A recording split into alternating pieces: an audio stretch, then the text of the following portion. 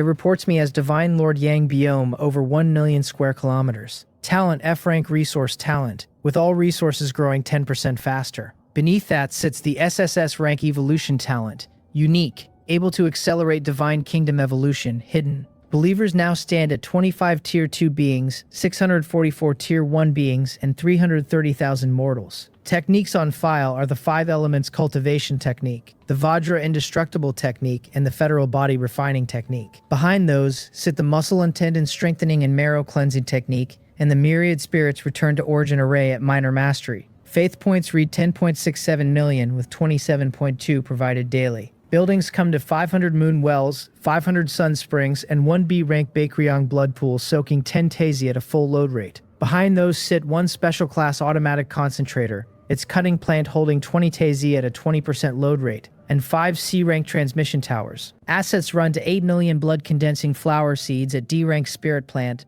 30 Thais, the Bodhi treasure snakes, and the rest. Nearly 200 years in there have changed my believers' past recognition, and almost all of that explosive growth traces back to the 10,000 marrow cleansing pills. My daily faith points have finally reached double digits. Li Chongyong told the class what happens when that figure reaches 1,000. A divine kingdom undergoes its great transformation. The area ceiling rises to 10 million square kilometers, and the divine lord's own life level climbs into the demigod realm. There is still a long road between me and that number. For the first time, though, the dawn is visible at the end of it. If the Divine Kingdom simulation battle is the only consideration, there is no rush to buy weapons. At my believers' current strength, F-rank gear on all of them would walk me into the Ney family's top 100, and that is exactly why I will not do it. Borrowed strength ranks below their own, and the ranking rewards are not being cancelled before I graduate. Even with insufficient equipment, I think I can take the top 100 payout on merit. Virtual World, Divine Kingdom Simulation Battle Space, and the system reports Federal Citizen Yang Biome, Status Divine Creature, 361 points, 97.2%. I confirm the matchmaking. Random Scene, Grassland, Battle begins. The opponent brings 1 Tier 2 being, 10 Tier 1 beings, and full F-rank gear on half his soldiers, which produces no pressure because the gap in combat power is too wide. I give the order and the grassland turns into a one-sided slaughter. With 1 tiered being now stationed inside the Myriad Spirits Return to Origin Array for every 15 believers, the efficiency and force of the formation have multiplied several times over. Points come back plus 10, putting me at 371 with a 97.5% win rate. 20 consecutive matches follow and I win every one. When the counter reads 831 at 99.1%, the opponents have started to hurt, and half my soldiers died in that last battle. I continue anyway, because I want to know where my combat power tops out. Nobody should be fooled by the 500 or 600 points between me and Na Bing, since that gap is enormous. Random scene generating, Valley battle begins, and a pressure lands in front of my army before I finish reading the line. One look at the enemy formation, and I am cursing out loud. There is not a single mortal over there. They are all tiered beings, none of them low tiers. Because from inside the space I read the roster precisely. 3 Tier 5 beings, 10 Tier 4 beings, 2,000 Tier 3 beings, and Tier 2 beings behind those. Their equipment is high-end across the board. Not E-rank at all, D-rank at minimum, and possibly C-rank. I have walked out of the newbie village and straight into a world boss. The enemy comes forward like an arrow off the string, so fast that my soldiers are cut down before they can set a defensive formation. Battle failed. Points -1, current points 830, win rate 94.2%, and my eyelid twitches through the announcement. I protest loudly to the empty space that the gap in strength was absurd and the pairing cannot be correct. Not that I expect the intelligent life to care. My believers were mowed down like grass and the feeling needs somewhere to go. The synthesized voice answers that matchmaking is based on points and win rate, and that the contestant just now was close to me. There is nothing to say to that. I broke through into an elite monster, went to farm achievements in the newbie village, and met a world boss doing the same thing. Whoever that was is a prodigy out of a major region, and in all likelihood that was their first simulation battle. My assessment stands at one word: monster. I could keep matching, but this score already puts me inside the Na family's top 100. Back in reality, I checked the family board. Rank 80, Yang Biome, Tier 2 Genius, 830 points, 94.2% win rate. Unlike the investment contract, internal prodigy rewards are distributed automatically by Intelligent Life, so my Divine Kingdom received the allocation the moment my score cleared. Faith points income, 132 million. Balance, 142.67 million. I sit inside the pleasure of watching my assets multiply, with no idea the NA family's prodigies are in an uproar over it. Enough time has passed since the Divine Kingdom awakening that the rankings fluctuate without really moving. Almost nobody cared when I climbed from 2000th to 300th, a first attempt and a below-average showing for a Tier 2 genius. Going from 300th to 80th means something else entirely. The genius exchange group boils over. A dozen people call me awesome and insist I must have been holding back last time. Others tell me to stop being so polite now that I carry the combat power of the top 50 at Yang County First High School. One skeptic demands to know how 80th on a family board equals top 50 in the grade. A family member explains that plenty of their top-tier prodigies were shipped to the city as children and sit in the top 100 almost to a man. Lee Suho reads it in genuine shock, since he is still past 300th in the Lee family and the classmate 2 rows from him just took 80th. After the shock wears off, he posts a message calling me his brother and praising the rank. Then he asks who had such a foul mouth a while back, with Na Myongyeon tagged at the end, and closes the group looking like a small-minded man enjoying himself. At the Na family villa, Na Myongyeon slaps his palm against the table repeatedly. He demands to know how a mere side-branch member of the Lee family dares kick him while he is down. He tells the absent Lee Suho to wait for the midterms, and stares at the screen with bloodshot eyes. Since that message landed, the entire group has gone tacitly quiet, and he knows why. Nobody wants to offend him openly, which means they are all mocking him in private messages instead.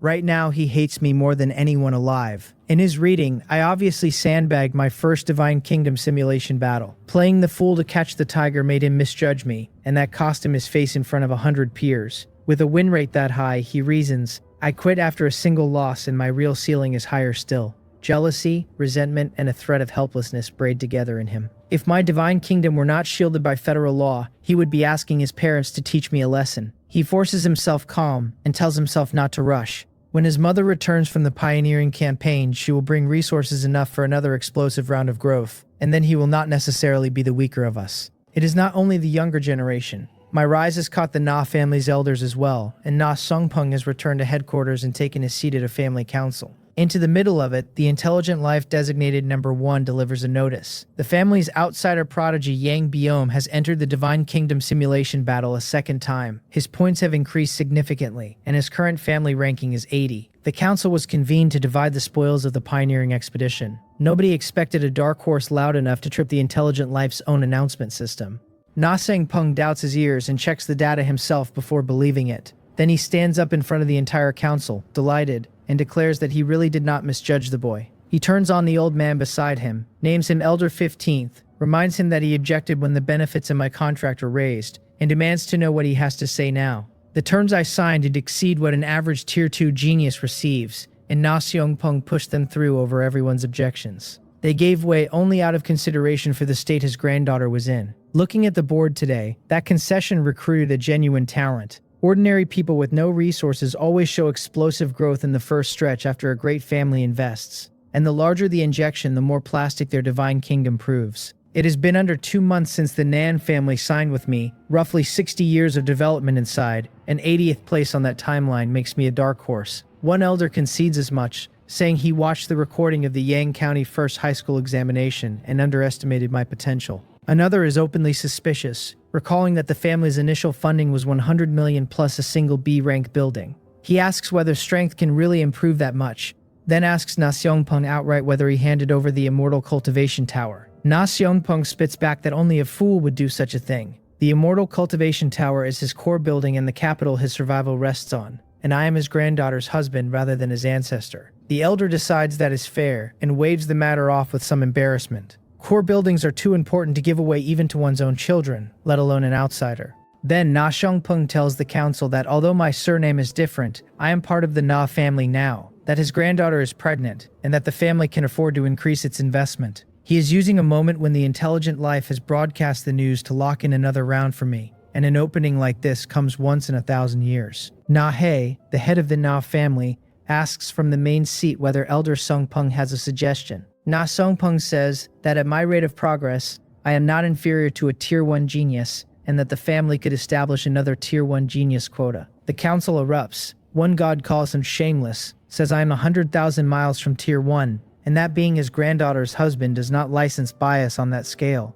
Another says Tier 1 quotas are a matter of great weight, each consuming strategic resources, and that leaving my potential aside, my surname alone makes it a non-starter. A third simply tells him the family had asked for an opinion, not a daydream. Family resources are finite, and every additional Tier 1 genius shrinks everyone else's allocation, so of course they refuse. Na Hei cuts it off. He tells Elder Song Pung that after thousands of years of acquaintance, he can stop asking for the moon in order to bargain his way down. My performance is genuinely good, and 500 million will be allocated to me from the family accounts. If I show more impressive results later, he says, the Na family will naturally add to the position. The family needs fresh blood, and value gets paid for even under a surname that is not Na. Na Sing Pung sits back down and cannot keep the corners of his mouth from lifting, 500 million being enough to develop the boy for a while. Then Na Hei returns to the actual agenda, the reclamation results and the division of the new resource points. And every elder puts on a serious face. New resource points involve real interests, and a genius still merely a divine creature is not worth this much attention from a room of gods. While the reward is signed off, my hours go into the mall and the God Forum. Na Yu has been going to the hospital constantly for prenatal checkups, always with her mother-in-law along for the walk. Her health has not improved, and her spirits obviously have, which I suspect comes from having a future to look at. She pushes the bedroom door open with a note of urgency and tells me her grandfather wants both of us at the Na family's base in the virtual world. I take the helmet off the nightstand, fit hers first, and we go in together. She says she will ask him for coordinates so we can go straight to his studio. Since her divine kingdom was damaged, she has barely entered the virtual world and never visited the Ney family base, precisely so she would not meet anyone who knew her before. A cripple who meets an old acquaintance cannot bring herself to say hello, and the attempt only makes the silence worse. We follow the coordinates and appear directly in front of Na Xiong Peng. He laughs and tells me I gave the old man an enormous surprise, and that at today's family council, every one of those old fellows looked at him with envy. Na Yu has no idea what her husband did to put her grandfather in this state, and turns to me with confusion all over her face. Looking at his granddaughter, the old god sighs behind his eyes, because an undamaged divine kingdom would have made us a match made in heaven.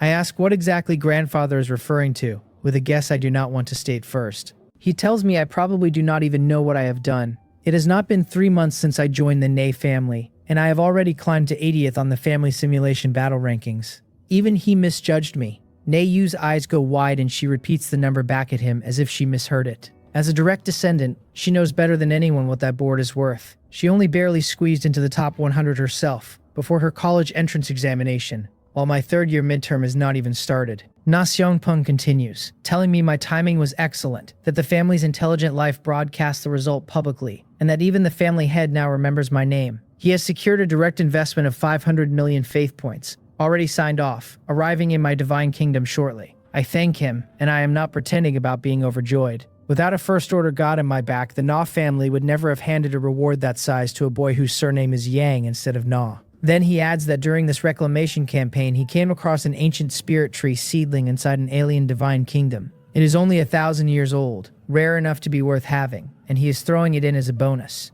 He produces a card with the ancient spirit tree loaded into it and puts it in my hand. Na Yu rolls her eyes and asks whether her grandfather is really giving me a 1,000-year seedling. He puffs out his mustache and asks how long she has been married. Already taking my side, she asks whether a god could not be more generous. He tells her little Yang is still only a divine creature who cannot fully use an ordinary B-rank building. Resources have to match the divine kingdom holding them, and carrying treasures beyond your station only attracts the wrong attention. She says the seedling is useless anyway, since the little elves at births have mortal strength and help nobody, and sticks her tongue out at him. He tells her she understands nothing. For a divine creature's divine kingdom, even a seedling meaningfully improves the ecological environment and raises the vitality of the whole world, and it requires no continuing investment. As time passes, he says, both the elf race at births and the tree itself only appreciate. Besides, 100,000-year or million-year ancient spirit tree would never have fallen into her grandfather's hands. She opens her mouth to keep arguing, and I pull her back, thank him, and tell him I like this ancient spirit tree. Whatever it's worth, the thing is free,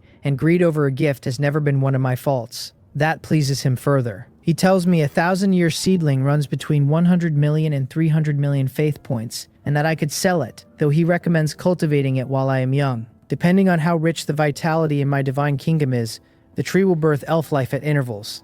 That race is long-lived and one of the few dependent races a god can raise, capable even of fighting divine kingdom wars on my behalf. Selling the elves is also an option, he adds. An adult elf runs around 1 million faith points on the market, and supply never meets demand, rarer even than the water of life. He finishes with a remark about mysteries I would not understand, and Na Yu glares at him, calls him an old lecher, and asks what nonsense he is spouting. He clears his throat, pinches his nose, and changes the subject entirely. He tells me to work hard, promising that so long as I show enough potential, my investment will not fall below what the Ney family's direct descendants get. With the serious business finished, the three of us talk a while longer before we return to reality. Na Yu pulls off her helmet and apologizes to me. She says she did not expect my talent to be this good, and that being with her has held me back.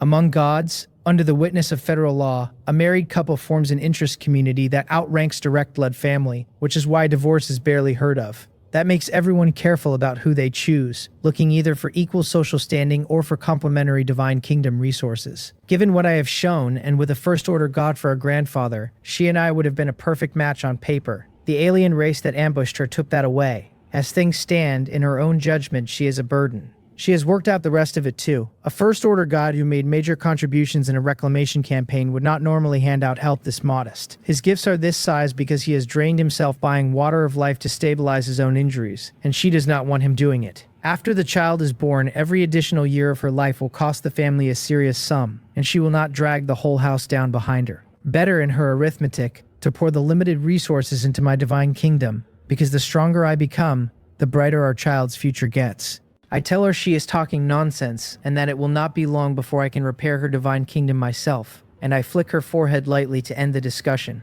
She says the intention alone is enough and tells me not to pressure myself since the divine kingdom develops gradually. I tell her I understand. Then she mentions the doctor wants her walking every day, that she is going to the mall this afternoon with her mother-in-law, and asks whether I need anything. I ask why anyone would bother when the network transmits physical goods and an order takes a second. She informs me that I could not possibly understand the joy of women shopping, and leaves. I shake my head and turn back to the mall. The Knopf family's reward has landed, putting my divine kingdom past 600 million faith points, the largest pile of capital I have ever held. Before spending any of it, I want to understand what Na Xiangpeng actually gave me, so I put the ancient spirit tree into the search bar and let the intelligent life explain. It classifies the ancient spirit tree as a special life building, sorted by value, along a ladder. First comes the ancient spirit tree seedling at 1,000 years, then the adult ancient spirit tree at 100,000 years, then the spirit holy tree at 1,000,000. Last is the legendary spirit god tree, whose probability of birth is so low that recorded data places it only in the divine kingdoms of a very few high-order gods. Trees at every level birth elf race life at intervals set by how rich the vitality around them is.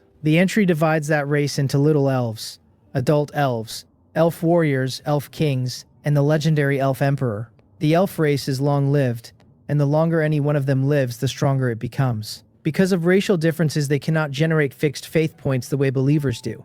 They are docile and eat nothing except the free-floating life energy in the air, which lets them grow slowly without any input of resources. They do not damage a divine kingdom's ecology either. Their presence sharply accelerates vegetation growth, and in sufficient numbers they hold the ecological environment steady. If another god attacks, the elf race joins the fighting to defend their home. The tip at the bottom ties the growth of both tree and race closely to the richness of the divine kingdom's vitality. It recommends buying buildings such as the Moonwell to raise that richness and ringing them around the tree. The further I read, the better this gift looks. What does the development of the elf race need most? Time. That is a perfect match for my evolution talent. Without a single unit of input from me, the elf race will only get stronger. In the short term, this ancient spirit tree brings me nothing, and the elves at births cannot spike the way my believers do. But my divine kingdom keeps developing, evolving forward 100,000 years, 1,000,000 longer still, and I am fully capable of evolving a powerful elf kingdom out of it. Compared to a low-level monster beast like the Bodhi treasure snake, the elf race is worth the whole living space of my divine kingdom.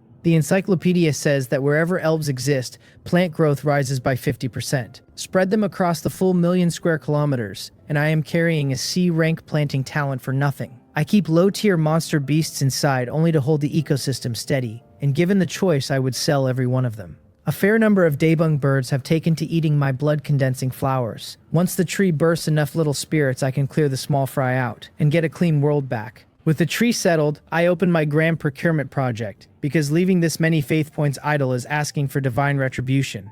First, 80 adult Taiezi, and one wave of my hand spends 160 million. Food is already abundant, with blood pills out of the Baekryong blood pool, and 20 Taies feeding the automatic concentrator into a mountain of compressed meat daily. My believers eat perhaps 1/8 of that, and the warehouse has piled up badly. Nobody complains about a surplus that keeps this well, and a man without long-term considerations is a man with immediate worries. My believer population has not multiplied on any real scale, because too much land sits under blood-condensing flowers. As my believers grow stronger, their food consumption will climb far faster than their numbers do. So I max out the automatic concentrator, since inventory has never once hurt me, and any surplus can be listed in the mall. No matter how I run the arithmetic, this is not a deal that loses. Next, I buy 500 moon wells and 500 sun springs, and 300 million leaves my account. Part of that is fixed investment, since luck like today's does not repeat, and the blood-condensing flower windfall ends with the college entrance examination. The other part is for the ancient spirit tree, since the richer the life aura, the faster it grows. If I intend to raise the elf race seriously, that has to shape where the money goes. Then I add 10,000 marrow cleansing pills for my 10,000 best mortals. In a few minutes, over 600 million faith points has become 80-some million. I load every purchase in with a thought and put the ancient spirit tree in the deepest part of the forest, carving out a clearing with divine power. As it settles, the towering ancient trees around it sway their branches with something close to human excitement. Then I rank the moon well and sunspring from Sunjay City, along with everything newly bought, on both sides of it. A massive life aura floods the forest, and the clearing I just cut open is growing weeds at a speed the naked eye can follow. The tree likes this environment, its branches already wrapped in green leaves, and it has begun to gestate little spirits. My panel updates while I watch it. It lists Divine Lord Yang BM over a divine kingdom of 1 million square kilometers, running an F-rank resource talent at 10% faster growth. Under that sits the SSS-Rank evolution talent, unique, able to accelerate divine kingdom evolution, currently hidden. My believers come to 25 tier 2 beings, 644 tier 1 beings, and 330,000 mortals.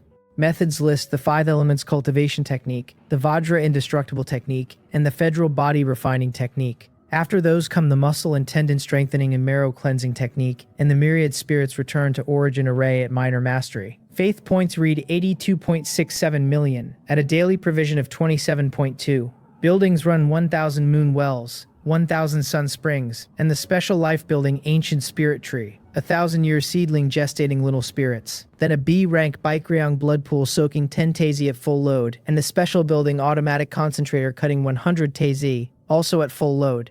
Beside 5 C-rank transmission towers. Assets close it out with 8 million blood-condensing flowers as a D-rank spirit plant, 110 TZ, and the Bodhi treasure snake. Riding the tenfold evolution talent, those moon wells and sun springs give me a fixed income of 60 million faith points a month. All of it traces back to the Na family's investment, and half a year ago I could not have imagined the number. Even so, I am not letting it go to my head. Watching this much money pour in and straight back out has taught me one hard thing. There is no such thing as enough faith points. My days settle into a shape again, class in the mall and the god form in the gatherings. Ever since I broke into the Na family's top 100, the genius classmates have turned polite and invite me to everything. I go to nearly all of it because compared to prodigies born inside great families, my experience is thin. What these people let slip has opened my eyes more than once. Na Myonghyun has not said a word in the group for days, which has made the world considerably quieter. One day I go into the virtual world for class as usual, and Lee Chongyung's expression is unusually grave. There is 1 month left until the third-year midterm examination, she tells us, and the school has settled on the location. Every student in Class 7, third year sits up straight, because classes get reshuffled after this assessment. That makes it second in importance only to the college entrance examination itself. Then she names the location, and it is the divine kingdom of an alien demigod whose god is not dead. The whole classroom goes so quiet that a dropped pin would be an event. One student raises a hand and asks whether they are really invading the divine kingdom of an alien demigod. His tone stops just short of asking whether the school would like them to die in a group. Every divine creature in the third year stacked together would not fill the gaps between that thing's teeth. Entering counts as an invasion, and the moment we do it, he can locate every invader's coordinates. If his believers come back down that thread, nothing we have survives the visit. Lee Chongyung reads the confusion and explains. The school's gods have already weakened that demigod's followers. The strongest will not exceed tier 5, and students may cooperate however they like. Not one face softens. Weakened or not, a demigod's divine kingdom covers tens of millions of square kilometers, and a population that size carries no shortage of tiered beings. Most of Class 7 comes from ordinary families walking the logistics route, with believers who could not fight a stiff wind. She understands those concerns perfectly well, being our homeroom teacher. This comes down from the federal government, she says, because a greenhouse cannot cultivate the strong. Anyone worried about his own divine kingdom may stay on the outskirts and set his followers to gathering. The main forces sit at the center, and with human gods on his ground, the demigod will never counter-invade, unless somebody corners him. A good many expressions improve, since none of these students will be stupid enough to wander into the core. Since the exam carries a genuine risk to life, she continues, the school's rewards are equally generous. High-level intelligent life monitors everything, and every spirit plant building, alien corpse, and valuable item taken inside gets recorded. Our scores come from the total of what we gain, and everything harvested goes straight into our own divine kingdoms with nothing confiscated. Hopeful faces bloom all over the room, because treasures inside a living God's world are thick on the ground. Even the fringe carries low-rank spirit plants, and to divine creatures like us, those are good things. She adds that the school will pay extra rewards to the top 100 students in the grade. 10th through 100th take 500 million faith points, and 4th through 10th take 1 billion. Third place takes 2 billion plus a Fountain of Life special building. Second place takes 5 billion plus any building below a rank the winner cares to pick out of the school's inventory. First place takes 10 billion in the same free choice. Over 95% of Class 7 does not believe any of this touches them, which does not stop anyone marveling at the size of the gesture. The Fountain of Life carries a mall price of 1 billion faith points and no stock whatsoever. It is a strategic resource traded privately between gods, and its real price clears 2 billion. Yang County First High School is an official institution whose teachers rotate to the front lines against alien gods. Its inventory is very likely richer than what the Na family or the Lee family hold. The value gap inside a single letter rank is enormous. Cheap B-rank buildings like the Baekryong Blood Pool sit around 1 billion, while others rewrite a follower aptitude outright or accelerate a whole divine kingdom. Buildings like that are worth tens of billions, and some are worth hundreds. A school rewarding you with a B-rank building is not frightening. A school letting you choose it yourself is terrifying, and it will drive the monsters in Class 1 out of their minds. The fight for the top 2 places will be vicious, with interests large enough to tempt full gods. 99% of the school's investment this term sits on 2 names. I am tempted like everyone else, because a chance to leap the Dragon Gate does not knock twice. Then I catch myself shaking my head, since the gap between me and heavily invested monsters like Na Bing and Li Qiaohang is too wide to argue with. What is mine will be mine, and aiming above your reach only manufactures trouble. Li Qiangyong dismisses us, and an invitation from Li Suho arrives in the same breath, asking me to bring Jiang Peng to a gathering. I forward the coordinates, tap them myself, and leave the classroom behind. This time he has not picked the heavenly fragrance world, but a quiet courtyard with tea and snacks laid out. 7 of us in total, and I know every face. Besides Wang Jinu, there are Wang Maja, Wei Peng, and Yu Mo, all Li Suho's subordinate gods, which is probably why Jiang Peng got an invitation. Li Suho waved me to a seat and explains that this is his Li family's reception room. Quiet, with good privacy. I tell him with a smile that I expected the heavenly fragrance world again. He offers to treat me later if I like the place, but says today's business is serious. I tell him to forget it since I am a live-in son-in-law now and have my integrity to maintain. He rolls his eyes. With the talent I have shown, he says, even the Na family has to take me seriously, and I could keep a mistress without anyone blinking. I shake my head and ask what he pulled us here for.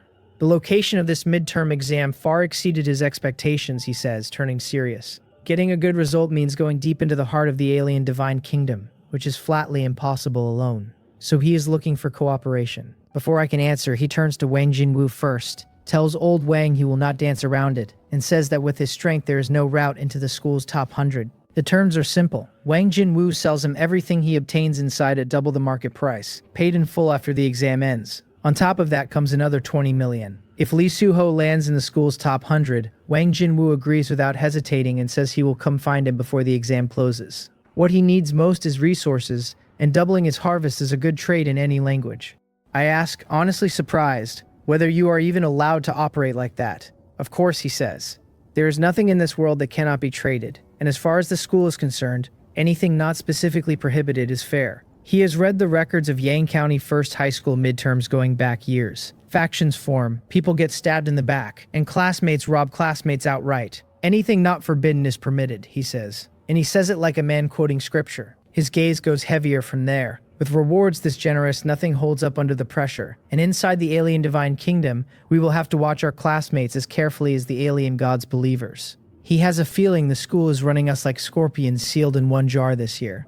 They do not want a high average across the grade. They want 1 or 2 monsters to come out from under the lid. He tells me the divine kingdom of a living demigod holds risks past imagination, and that this is essentially the tail end of a reclamation project. Reading it as work for a demigod-level powerhouse would not be unfair, and he never expected the school to turn students loose in one. I agree that it is dangerous, and my eyes narrow while I say it. I have seen that mountain high goblin before, so I know what a real alien looks like. What I do not know is what kind of believers this particular demigod keeps. Cooperation between us is a genuine win-win, he says seriously, because we are classmates and the trust runs higher. I sit with it and weigh the ledger honestly. A moment later, I still shake my head and tell him I have no intention of cooperating for now, and that I am sorry. Then I signal Jiang Pang and we rise and leave the virtual world together. He was right about one thing. In this exam, the classmates are the second danger, and not a distant second. When good things appear, somebody has to decide how the spoils split. Somebody might stab a partner in the back, and somebody might coast while the rest bleed. The human heart is a great deal more complicated than an alien is. With an SSS-Rank talent, I have more sources of troops than anyone in that courtyard, so joint exploration costs me more than it pays. Lee Suho watches the space where I disappeared and finds it a pity, though he understands it well enough. I belong to the Na family now, so of course I would look to the Na family for partners first. We are classmates, but in front of stakes this size a person puts his own interests first, and he sees nothing wrong with that. In the loft in Myungwol community, Jiang Pang pulls off his helmet and heads downstairs to eat. He has not taken the exam to heart at all, since he is my subordinate god and only has to follow me. What he cares about daily is how his blood-condensing flowers are coming along. He grumbles into his rice that the rich guy Lee Suho did not treat anybody at the Heavenly Fragrance World, so he made the trip for nothing. He has been eating off my shine a while now and has developed opinions. In my villa in Yang City, I list my whole stock of mature blood-condensing flowers, Moonlight Dew and Yang Essence for sale online. The after-tax profit comes to 275 million, putting my faith points at 352 million. This round I buy only 6 million blood-condensing flower seeds, because I want the ground around all 4 main cities cleared for something else. The exam has wrecked my deployment plan and I have to develop population in a hurry. Rather than waste my believers' time building from nothing, I buy finished buildings from the mechanical divine kingdom. The listing offers an F-rank steel city with an adjustable size range up to 10,000 square kilometers, priced at 2 million. The merchant note explains that the perimeter is cast from refined iron and carries basic defensive capability. It arrives equipped with houses, office buildings, and complete living facilities and can be put into use immediately. I spend 10 million on the spot and load 5 steel cities in, expanding my believers' living area tenfold in an instant. A city that size for 2 million faith points is a reminder of how genuinely cheap ordinary buildings are in this era. Then I hand down a divine oracle. I tell my believers there will be a battle of life and death in 300 years. Until then, they are to cultivate diligently and teach the younger generations well, and they must not kill one another. They answer that they thank their God for his grace and will strive their hardest. Then I buy a 300-year E-rank breeding card, fertility up 50% and infant mortality down 50%, and load it in. Under reforms that drastic my believers develop fast, 600,000 newborns arrive in the first decade alone. With sufficient food, room to spread out, and the breeding card pushing underneath, the women of my divine kingdom are having 2 children every 3 years. By the 3rd decade, the population has passed 1 million. Outside, I keep going to class and studying one step at a time. Other geniuses have been sending invitations, some from the Blacksmith Association, some from Jungwon Mansion, and a great many from the geniuses of the Na family. In a handful of days, the entire 3rd year has organized itself into several teams, some leaders inviting me personally, and others working through intermediaries. Lee Suho invites me again, though this time he is fronting for another Lee family genius. I turn down every single one. The people offering cooperation fall into 2 piles. Either the strength gap is enormous and the relationship is really subordination, or the strength is comparable and both sides watch each other's hands. Right now they are all enthusiasm, and the moment resources need dividing they will turn on each other or haggle forever. There are no true friends in this world, only absolute interests. With enough troops of my own, I see no reason to play mind games with any of them. Something else has been nagging at me. After all this time, I have not heard a whisper of monster-level geniuses like Na Bing or Lee Chunhang making a move. Either they are confident enough that cooperation is beneath them, or their circle sits high enough that I do not yet rate an invitation to hear about it. So I keep living as I have been. My divine kingdom does not lack resources and can ride natural evolution. And outside of tea with genius classmates, I spend an hour a day reading in the school library. Whether it is the development of human divine kingdoms or intelligence on alien gods, I still have far too much I do not know. The road in front of a god is very, very long. The answer is to keep my feet on the ground and move one step at a time, as long as the direction holds. In this stretch, I harvest another round of blood-condensing flowers for a net profit of 120 million. With Moonlight Dew and Yang Essence, my faith points break 400 million again. The panel has moved a long way in a month. My believers now stand at 102 Tier 2 beings, 3,644 Tier 1 beings and 2.64 million mortals. A new subordinate line reads 52 little spirits. The methods are unchanged except for the last entry, where the myriad spirits return to origin array has climbed to great mastery. Faith points read 462 million at a daily provision of 80.2. Buildings run 1,000 moon wells, 1,000 sun springs, and the ancient spirit tree still nurturing its little spirits. After those come the Baekryong blood pool soaking 10 teas at full load, and the automatic concentrator cutting 100 teas at full load. The list closes on 5 C-rank transmission towers, and new this month, 5 F-rank steel cities. Assets hold 6 million blood condensing flowers, 110 tei, and the Bodhi treasure snake. After a month of frantic development, my total population has cleared 2.5 million, and it actually reached that level about 100 years ago inside. It has fluctuated ever since, because population density hit a critical threshold and stopped rewarding me for more. Food is still not a problem, since daily output from the automatic concentrator runs far past what anyone eats. The genuinely surprising development is what my believers have done with the array. At great mastery, an army of 10,000 can deploy the formation with 50% more power than before. That is the largest advantage I hold over anyone, and nobody else in the 3rd year can do it right now. 3 months have passed out here, which is 90 years inside other people's divine kingdoms and 900 inside mine. In 900 years, my believers have practiced that array continuously, handing their experience down to the next generation. It is not that they comprehend better than anyone else. Time grounded into them until nothing else was possible. What still bothers me is that after all of it, not a single Tier 3 creature has been born. During the exam 3 months ago, Na Bing already had Tier 3 creatures, and she has only gotten stronger since. How many aptitude-improving treasures did she pour into her believers to get there? I have 10 times her development time, and I still have not caught up to where she stood 3 months ago. I understand why, though. The starting gap was simply too wide,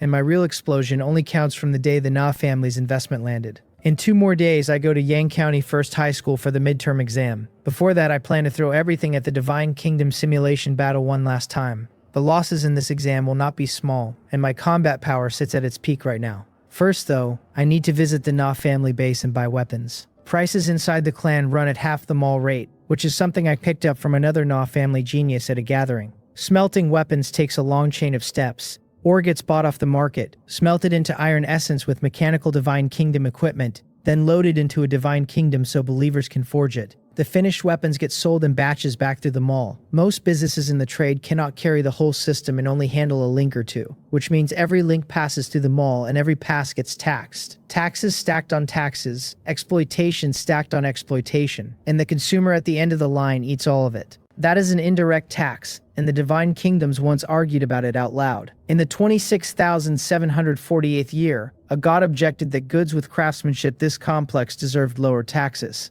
It caused an enormous stir, and federal councilors met for over 10 days before converting the indirect tax into a value-added tax. Businesses could then buy tax-handling intelligent life for deductions. Prices did not fall. Ordinary divine creatures were satisfied anyway, and nobody understood it while everybody felt discounted. You protect my cake, I protect your ideology, and everyone walks off toward a bright future. I have deliberately left the funds in my divine kingdom untouched, so I can buy enough weapons this time. In the last school exam, a shortage of weapons cost me real ground, and ordinary iron blades in sufficient numbers would have carried me much deeper. For a mortal, the difference between wearing armor and standing there empty-handed is a great deal more than tenfold. At the Na family base in the virtual world, I find Jian Unso, and he rises and bows and greets me as young Master Yang. That lands in the room like a piece of furniture being moved. I am no longer the ordinary Tier 2 genius who walked in here a few months ago. My ranking has entered the top 100, and barring disaster there's a real chance I become a god. His manner has warmed several degrees, and family welfare notices now get forwarded to me as a matter of course. The stronger you look, the more willing everyone is to be your friend. I ask Elder Jian whether he has connections for buying weapons in bulk. I could have gone to Na Songpeng, but these are low-rank weapons and there is no reason to spend a god's afternoon on them. He answers that a friend of his runs a divine kingdom built primarily on smelting weapons, and that a genius like young Master Yang will get a discount on top. I tell him I will trouble him for the introduction, and he taps his communication box to send the coordinates. Before long, a pot-bellied middle-aged man teleports in and asks old Jian whether this is really as big as he made it sound. The man looks like he carries 400 or 500 pounds on a body with nothing healthy about it, and yet I can feel the pressure rolling off him. Like John Unso, this is a demigod. John Unso introduces him as Na Chil, holder of a D-rank forging talent, dedicated weapons supplier to the Na family. Then he introduces me as Yang Biome, young Master Yang, and adds that the name should hardly be a stranger. Na Chilchil's face folds itself into a smile. So this is young Master Yang, he says, whose name has been all over the Na family lately, and he has heard the family head personally approved 500 million in funds. Young and promising, he calls me. He does a bit of weapons business just to make a living, and if I do not mind, I can call him Fatty Na the way old John does. The man is so enthusiastic that I get uncomfortable and cut straight to saying I want weapons. He asks how many. 20,000 sets of F-rank weapons and 5 million sets of ordinary iron weapons, I tell him. He asks whether I have preferences. Sabers or spears or swords or halberds or warhammers. Anything is fine, I say after a moment. But there must be armor. Simple, he answers, offering a discount on the 20,000 F-rank sets at 160 million, with the 5 million ordinary iron sets thrown in as a bonus since they cost him almost nothing. He wants to add each other as friends so I can contact him directly next time. The price is meaningfully lower than I estimated, and I say so. I thank him and promise to come to him first whenever I have a need. Then I transfer 160 million faith points, take delivery on the spot, and leave. Back at the base, Jian Unso asks whether he even makes money selling that cheap. The family recently opened a large mineral vein at a new resource point. Na Chiolchio says so raw material costs have dropped and the margin survives. Besides, this is a first transaction. A genius like that becomes a demigod or a god eventually, and his weapon consumption then will be astronomical. A man has to keep a long view, and a long-term partner at a thin margin beats scrap metal gathering dust in a divine kingdom. Jian Unso tells him he really knows how to do business. You have to learn how to handle people, Na Chiolchio answers, instead of tinkering with crooked little investments, high profit and no scale. Investments carry risk, Jian Unso says, and it is safer to lean on believers who never complain no matter how hard you squeeze them. Believers are tied straight to a god's own life, Na Chiolchio reminds him, and they are the same age while Jian Unso looks a cycle older. Who told me not to be born with the surname Na? Jian Unso answers, and something melancholy moves behind his eyes. Back in reality, I load the weapons in and issue a divine oracle gathering my 10,000 strongest believers. Inside the Divine Kingdom simulation battle space, the intelligent life greets me as federal citizen Yang Biome, 830 points, current win rate 94.2%. It asks whether I want to begin matchmaking, and I tell it to begin. It generates a random scene, a volcano, and calls the battle open. The whole thing takes less than a minute. My opponent fields 10 Tier 2 creatures and still loses fewer than 100 of my soldiers across the entire engagement. One reason is that my men now carry complete sets of F-rank weapons, and the other is that the array at Great Mastery is simply brutal. Points plus 20, the voice says. Current points 850, win rate 94.3. Continue matchmaking. Continue, I tell it. 10 straight wins later, my points have broken 1,000, and now my opponents include Tier 3 creatures in full F-rank gear. The leading Tier 3 holds a long spear and drives 10,000 men like a spike at the throat of my main force. A general shouts the order to disperse. My shield men split to both sides, and the charge lands on nothing. A first drum rouses the spirit, a second weakens it, a third exhausts it. The creature turns back into dozens of my Tier 2 beings and is besieged like a dragon stranded in shallow water. Executed at Great Mastery, the array moves with precision, and I annihilate that army at a cost under 500. Inside a commercial apartment on a distant planet, a young woman pulls off her helmet with her face sunk in gloom. Her mother asks Yana what is wrong. She says she just took a Divine Kingdom simulation battle and ran into a monster whose believers were visibly worse than hers in physical condition. He still wiped out her entire army for a few hundred men. Her mother asks whether she ran into a great family young master in full C-rank kit. No, she says. The equipment was about the same, and the strange part was feeling led around by the nose. Her mother tells her to pull up the battle video. He has already reached Great Mastery of the Myriad Spirits Return to Origin Array, she says, while Yun Ah has not even reached Minor Mastery. Being suppressed is normal.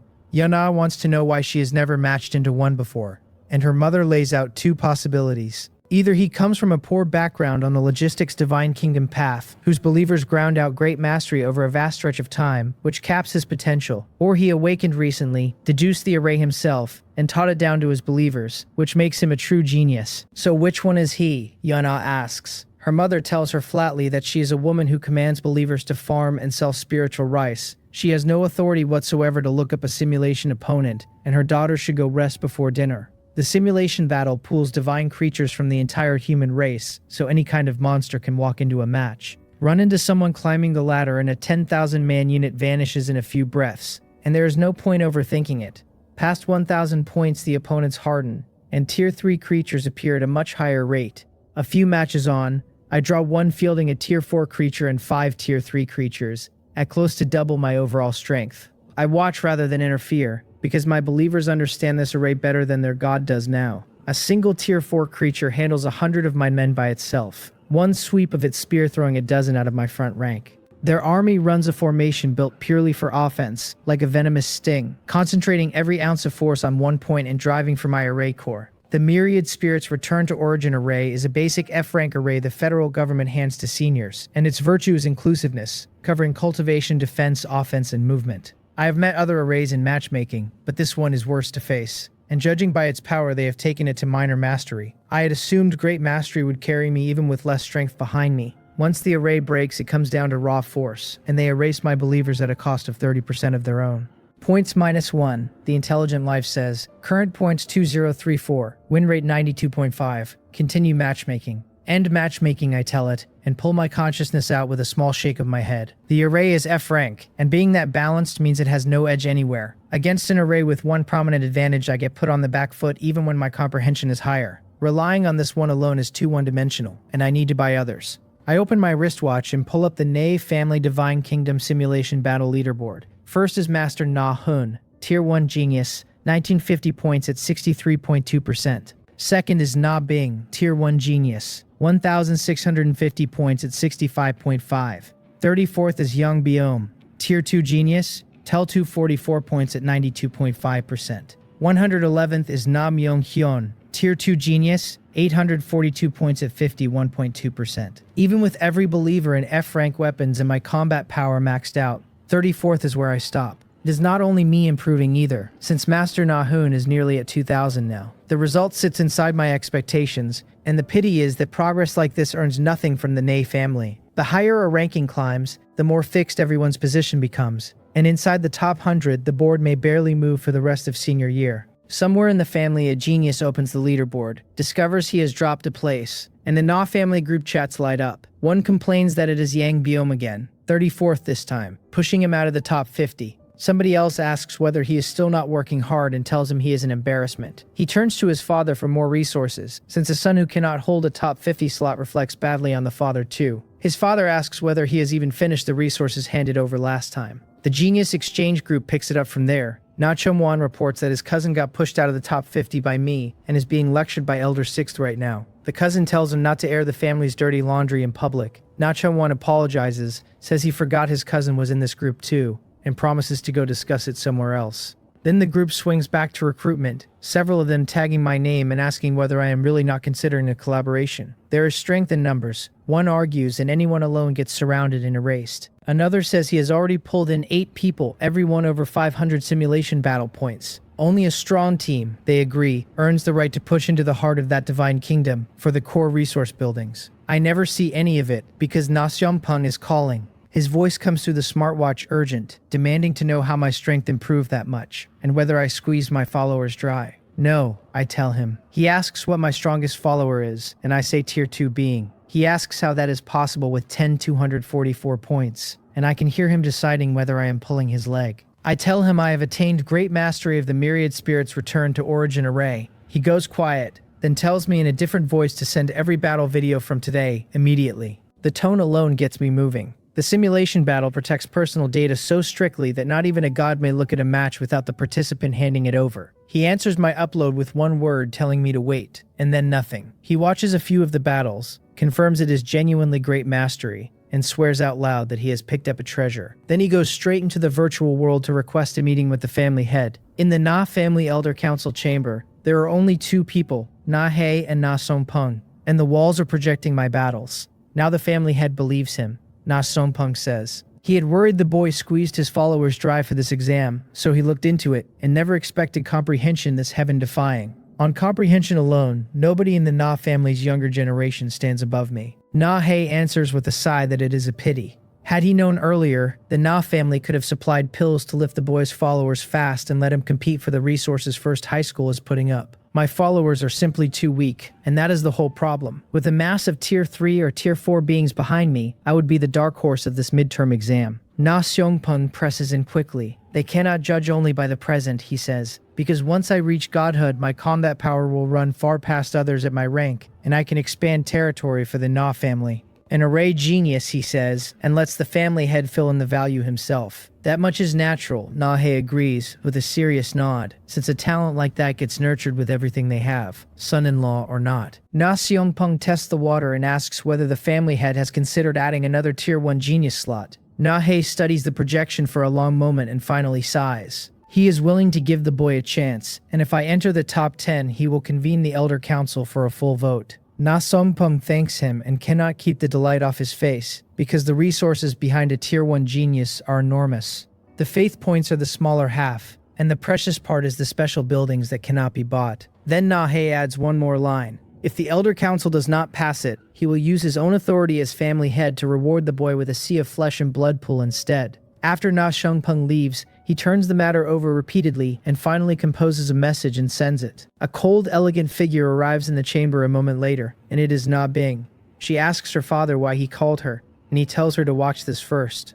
She frowns slightly and says the man's strength is pathetic, and that taking a low-level array to great mastery is a waste of time. She has no idea why her father wants her looking at it. He is your classmate, Na-hye says. Yang Biom. Her expression finally moves. Great mastery is not unusual on its own, but it is a different thing entirely in the hands of a high school senior, and in that span even she could not have managed it. The awakening day comes back to her, the boy with an obvious F-rank talent standing under a divine kingdom of 1 million square kilometers. She concedes there is something to me after all. In this midterm exam, her father tells her, first place will be no trouble with her strength, so she is to help this person and find a way to put him in the top 10. She asks why. A god needs friends, he says, even friends who can be trusted at your back, and this one is her classmate with a background clean enough to survive scrutiny. He will be worth a great deal to her at university. She agrees, because her father is a third-order god and she has never had cause to doubt his judgment. While all of that happens, I am in the virtual world with Na Seongpung,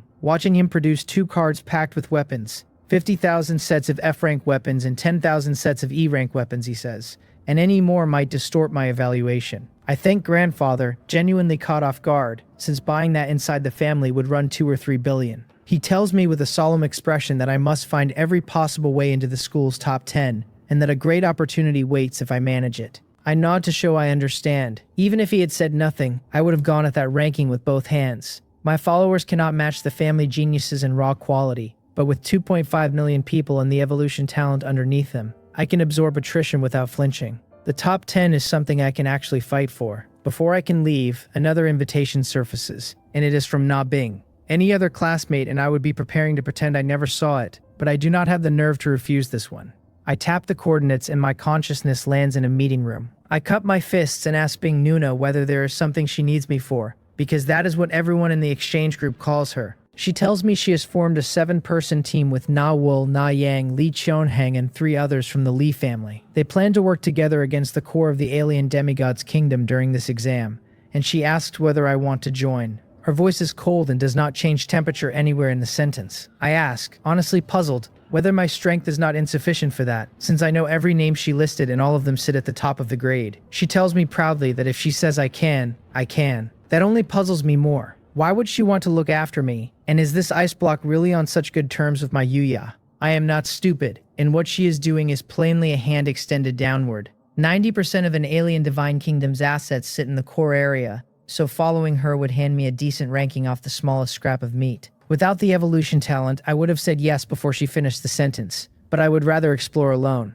Nobody knows what is inside the divine kingdom of an alien demigod, and trailing behind monsters like these, what chance do I have of a turn when a high-value structure appears? So I thank Bing Nuna and tell her I know my strength is insufficient and will not hold them back, and that I want to explore on my own. Fine, she says, with a nod and not one word of persuasion. That is simply who she is, cold and set apart, and even puzzled she would never ask. Back in reality, I look at Na Yu lying on the bed and ask whether she and Na Bing are close. She shakes her head and says they were ordinary friends, but after her divine kingdom was damaged, they lost touch. Is that so? I say, and the doubt keeps circling with nowhere to land. What I do understand is that her plans make my life easier, since driving at the core will enrage that demigod past reason. His main firepower lands on those 7, and when somebody else draws the fire, everyone else's risk drops. I say the rest of it out loud to nobody in particular. At my current strength, reaching for core assets means absorbing a demigod's believers, while also watching Nabing's team for a knife. A gentleman does not stand under a dangerous wall. It is easy to choke on meat, so the smarter man drinks the soup. The road is long, so I will take it one step at a time, and nothing is won by fighting over who stands tallest this afternoon. On the day of the exam, the whole third year assembles on the school playground, and the procedure matches last time. Na Seungpung, Lee Won, Man Samchan, and Chel Nujung are already seated on the high platform, and every student's nutrient pod stands ready. Lee Won opens with a remark to Elder Na about his good luck, saying he never expected the old man to have picked up a treasure. Yang County is only so large, and my simulation battle ranking has traveled everywhere. As the Lee family's admissions elder, watching a genius with a path to godhood get taken stings him personally. Na Seungpung laughs that he did marry his granddaughter to the boy, and that Elder Lee Won does not seem to have a granddaughter available. Once these people learn about great mastery, they will regret it far more. Lee Won only snorts, because 3 months ago he would not have married off a granddaughter even if he had one. He keeps that inside his own head, since everyone here is a god and there is no profit in poking a sore spot. Man Samcheon looks openly regretful, having thought more highly of me than anyone at the start. Dean Yang Monri flashes onto the platform, bows to the seated gods, then turns and pitches his voice high across the field. This is the second exam of our third year, he says, and since our class teachers explain the specifics, he will not repeat them. What he will tell us is the criterion for ending it. Either someone breaks the core of the alien demigod's divine kingdom, or the demigod invades the students' divine kingdoms and produces mass casualties among us. Only then do the school's teachers forcibly terminate the assessment. As for duration, he says he can tell us clearly that there is no time limit. This midterm exam will really kill people. Most of the third year goes white. Breaking the core means killing that alien demigod, and whether divine creatures can kill a demigod answers itself. As for the invasion clause, those are a demigod's believers, so the ones dying would obviously be us. Everyone had already braced for this, especially the weaker students, who had settled on collecting spirit plants at the edge and going home. After that speech, every heart rate on the field climbs, and under the weight of his divine aura, not one student dares argue. He tells us to enter the nutrient pods, where the coordinates are waiting. Then he says he hopes all of us come back alive, and his voice turns strange enough on the last word to put a chill through the playground. Under that much pressure, everyone climbs in, and the midterm exam officially begins. Lee Won asks the dean whether the conditions for ending this assessment are not too strict, since expecting divine creatures to break a divine kingdom core sounds like fantasy from any angle. This is an exam and not a real war, and every god on the platform is frowning. That is the principal's intention. Yang Mun-ri says, telling them to rest easy, since he mainly meant to frighten children never baptized in blood and fire. The principal has already signed a contract with this alien demigod, and he will hold back. Someone asks about the core, and the dean laughs that they made a replica for it. The platform exhales as one, because a replica means the demigod will never resist to the death. Everyone is putting on a show, the school cultivating its young, and the alien demigod buying a chance to survive. Dean Yang raises a hand toward the light screen in the sky, declares the third-year midterm exam open, and invites his fellow Taoists to observe. The screen projects onto every student, so everything we see reflects back to the outside. Because the alien demigod still lives, the human intelligent life can only watch through our eyes, and there is no global view. The whole third year descends into one open space, and the students who arrange teams move out toward the depths. Zhang Pang comes over and asks what he can do. Your believers have no real combat capability, I tell him. So stay on the periphery and gather spirit plants. The vegetation is lush, and under it runs a faint scent of blood and a trace of desolation. The school's gods clearly came through and held back from large-scale destruction to leave the place usable. He nods and asks when we should meet up to hand over his resources. No need, I tell him. Keep them and develop your own divine kingdom. He makes a confused sound and protests that he is my subordinate god. Handing your exam harvest to the primary god is simply the default, the way a subsidiary sits under a headquarters.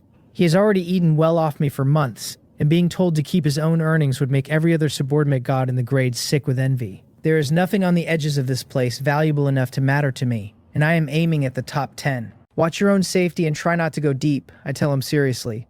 Most of my forces are committed, and if his divine kingdom gets invaded, I may not have time to send reinforcements. He says he understands, nodding fast, and promises not to hold me back. He has already decided he will run from any alien believer regardless of its strength. Because he is young, the girls of the heavenly fragrance world are waiting, and he treasures his own life dearly. Once I am well clear of my classmates, I summon my soldiers out of my divine kingdom. 500,000 of them, 105 Tier 2 beings, 3,822 Tier 1 beings, and mortals for all the rest. The murderous aura in this air tells me the danger level is not low, and even a lion uses its full strength to hunt a rabbit. My advantage is the evolution talent underneath them, since training never stops inside my world, and every loss gets filled from below. Outside, the gods on the platform have started grading us. Li Wan observes with a smile that my overall strength looks thin, and wonders whether the Na family has been reluctant to invest. Na Songpeng snorts that my strength is not thin at all and sits at least at the top 10 of the grade.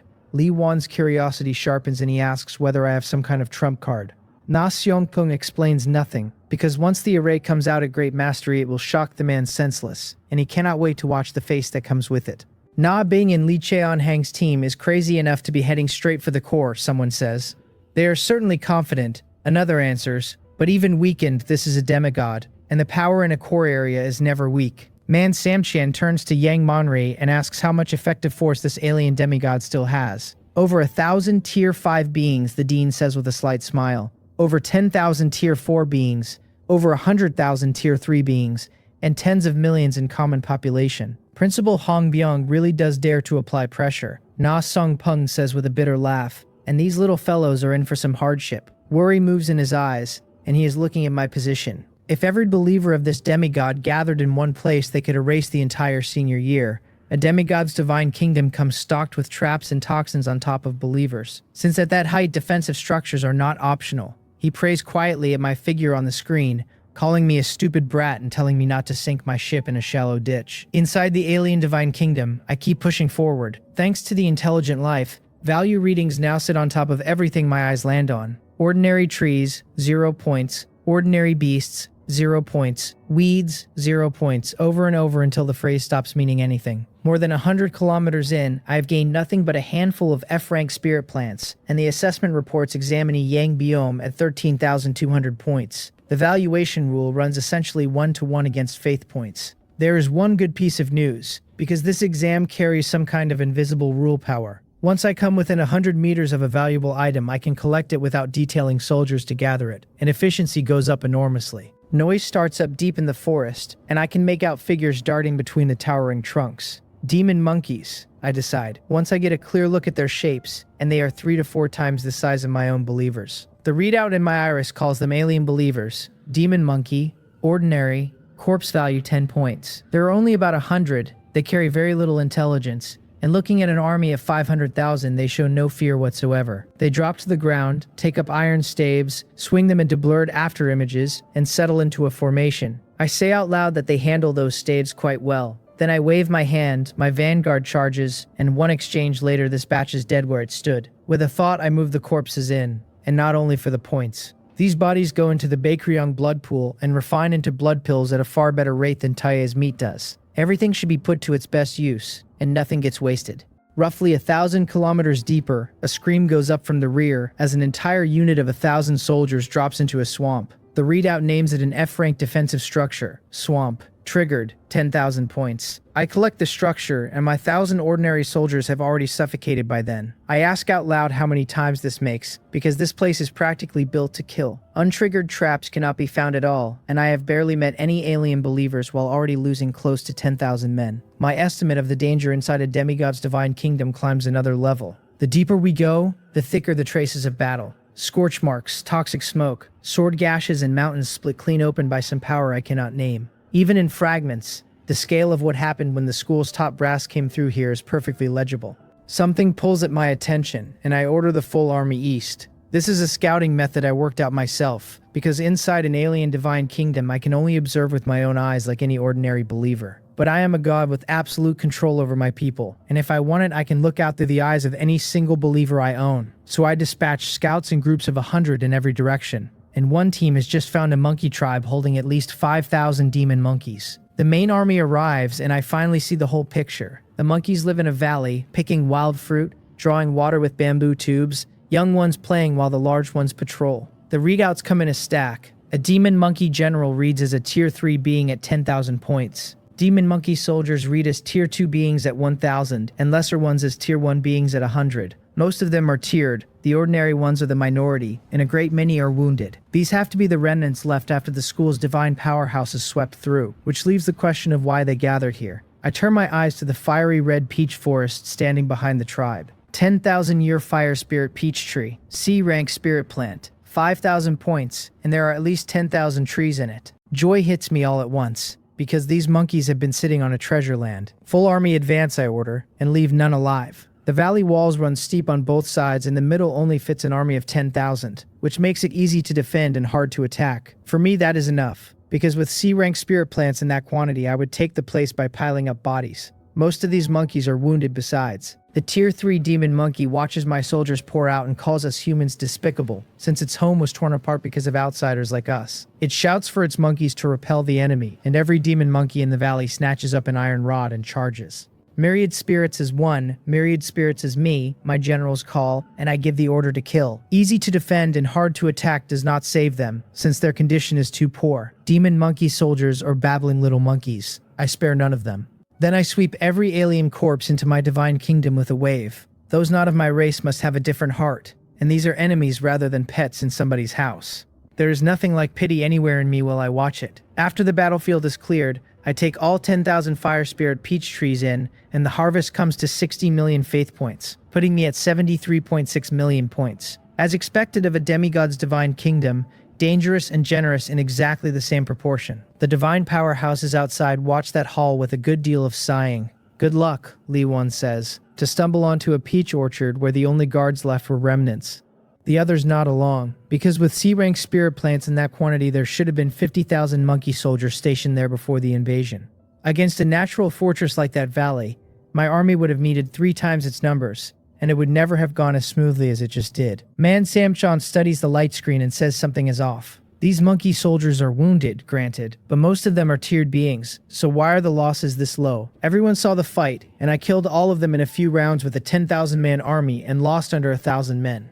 A casualty ratio like that is simply too good to pass without comment, and the realization goes around the platform in a wave. Na Seongpung is suppressing a smile with visible effort. It is great mastery of the myriad spirits returned to origin array, Yang Manri says with real appreciation. And he did not expect Class 7 to produce a genius like that. The boy joined the Na family, did he not? So they have truly picked up a treasure. Lee Won is openly shocked and demands to know how that is possible, since great mastery is not rare, but not one of the people holding it is a high school student. My grandson-in-law has great comprehension, Na Seongpung says grandly, and asks whether Elder Lee is envious. Lee Won's face runs from green to red before he manages to say that Elder Na has good fortune to pick up a junior with talent like that, and that the family has a successor. Na Seongpung thanks him for the compliment and laughs loud enough to carry. Watching him preen, everyone else on that platform is envious and jealous in roughly equal measure. Deeper in, I find dozens of square warehouses on a flat shelf of the mountain range, each a C-rank grain warehouse worth 100,000 points. I open one and find every kind of spiritual fruit stacked inside. C-rank wood peach at 50 points, C-rank wood peach at 20, C-rank 100 spirit peach at 5.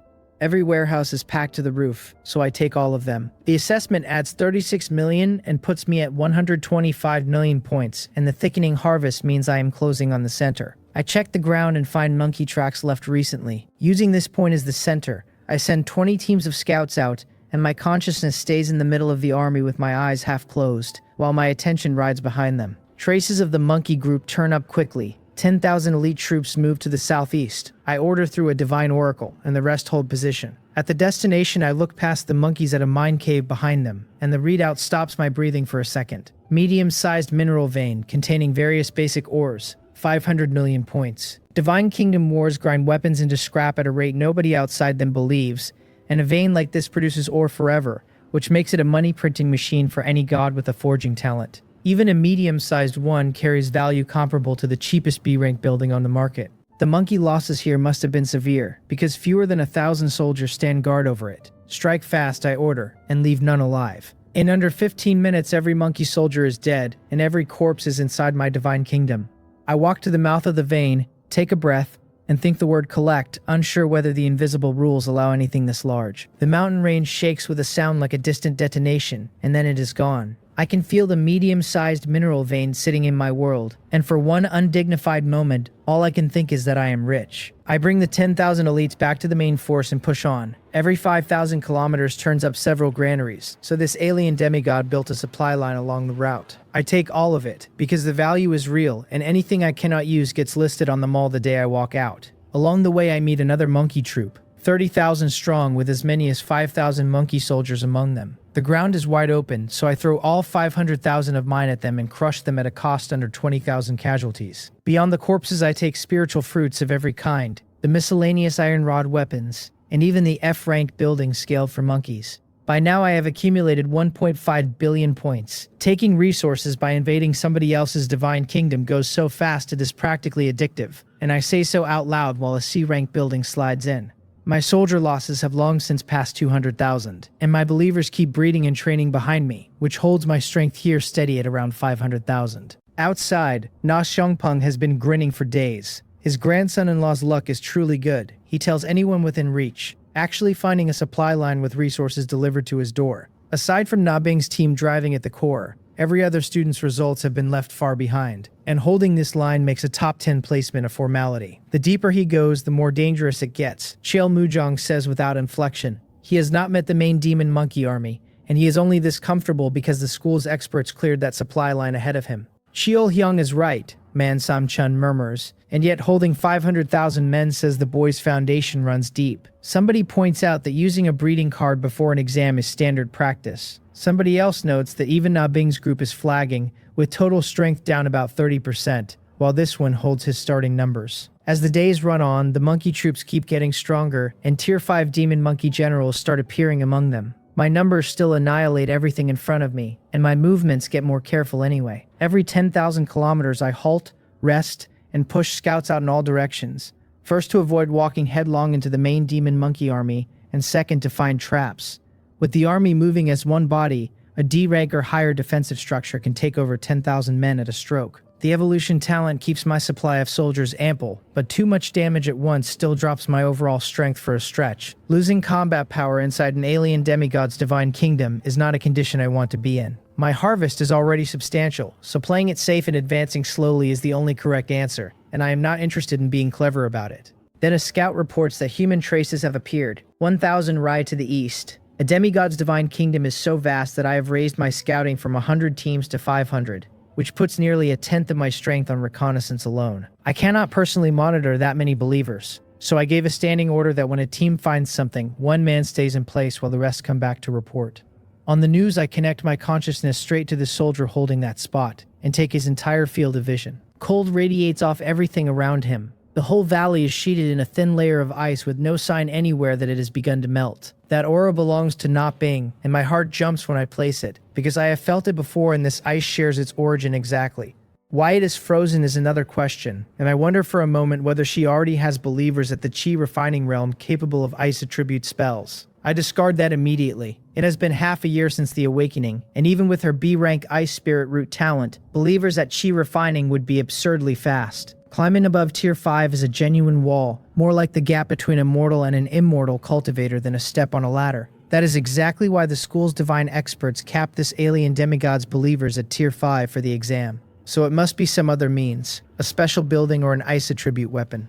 I used my believer's body to read the tracks, work out the direction the team was heading, then hand down a divine oracle recalling every scout. Everyone advance to the west, I order. The ice has not melted, which almost certainly means Na Bing and the others are close. Inside an alien demigod's divine kingdom, the alien believers are one problem, and my own kind are the larger one. My strength is not small, and I could never beat Na Bing and Li Cheonheng anchoring a 7-person team. Better to look for resources elsewhere than to make enemies in the core for nothing. At the divine kingdom core, a massive mountain range winds away without end, and an endless sea of monkey soldiers fills every fold of it in 3 layers. The lowest layer is ordinary demon monkeys numbering in the millions. The middle layer holds Tier 1 and Tier 2 monkey soldiers, over 100,000 of them. The topmost layer carries over 100 Tier 5 creatures, over 1,000 Tier 4 creatures, and over 10,000 Tier 3 creatures, with all manner of rare buildings standing behind them. The demon monkey army waits in full battle array, and facing it stands the human army led by Na Bing, Li Cheonheng, and the rest. Even after successive battles, the 7 of them still field 4 to 5 million troops in total, and they remain badly outmatched in high-rank creatures. One of them says with a grim face that this bone is too hard, and asks Bing Nuna and Cheonheng Hyung whether they can actually chew through it. Li Cheonheng is looking at the several B-rank buildings at the center with his heart on fire. As expected of a demigod, 5 B-rank buildings stand there alone, plus a spread of C-rank, D-rank, and E-rank structures running as far as the eye can follow. This one place holds over 90% of the resources in the entire Divine Kingdom. Fight, he says. Na Bing looks at the milky white sphere of light floating amid the demon monkey army, with the same fighting spirit in her eyes. She asks how anyone could retreat with the Divine Kingdom core right in front of them. Li Cheonhang takes a deep breath, looks around at his companions, and lays it out seriously. Before coming here, they agreed that he and Na Bing would take the top 2 places, with the remaining resources split evenly among the rest. After the exam, he will buy the Fountain of Life at 5 times market price to make dividing the profit easier, and he asks whether anyone objects. Then he states the other half in advance. Anyone who dares to slack during this battle offends both him and Na Bing, and they had better think carefully about what that means. Crack this nut and the top 7 places in the school come free with the resources. Every member here is a direct descendant of the Na family or the Li family, and he would rather say it out loud before the big battle starts. The strike group settles how the spoils get split. One of the Li family boys says the strength of Bing Nuna and Sean Hong Hyung is obvious, so nobody will object to those 2 taking the top places. For 3rd through 7th, he proposes dividing the cash value equally in private, to keep internal strife from starting. The agreements come back one after another, one voice saying the thing is settled and they should get on with it. The last says that if they crack the core of a demigod's divine kingdom, he will brag about it for a year. Li Cheonhang ends the discussion by declaring they fight, because 7 of them can surely bring down a half-crippled demigod. His mad blood fires the instant he says it, and the buff lands across every human soldier on the slope. The battle breaks open in a single breath. In the first exchange alone, nearly 100,000 ordinary demon monkeys go down. 10,000 meters above the fighting, wrapped in milky white light, the demon monkey demigod watches with mockery curling at his mouth. He calls them foolish humans and asks whether they truly believe a god keeps every asset in one place. If he had not signed a contract with their human gods to buy a chance at survival, he says he would have come down and slaughtered them himself. He decides to play along with the little brats a while longer. His face tightens with real pain as he thinks of the buildings below as his life-buying money, since all of it is his savings. Fortunately, he moved his core assets in advance, and no human could dream they sit in the completely opposite direction. Then he returns his whole attention to commanding his soldiers. It is not that Na Bing and the rest are too strong, but that he must act his part while human gods watch. He cannot cripple these geniuses, and he cannot fail to train them either. For a dignified demigod moving against divine creatures, the balance is genuinely hard to strike. This is the final battle of the exam, so a great many gods outside have their eyes on it. One asks how a tier 5 being casts Spirit Ice Art at all, and another answers that it is the effect of the Ice God Temple. The head of the Na family really does dote on his daughter. A third says mad blood buffing that many soldiers is remarkable, and that a C-rank talent only grows in value the further a divine kingdom develops.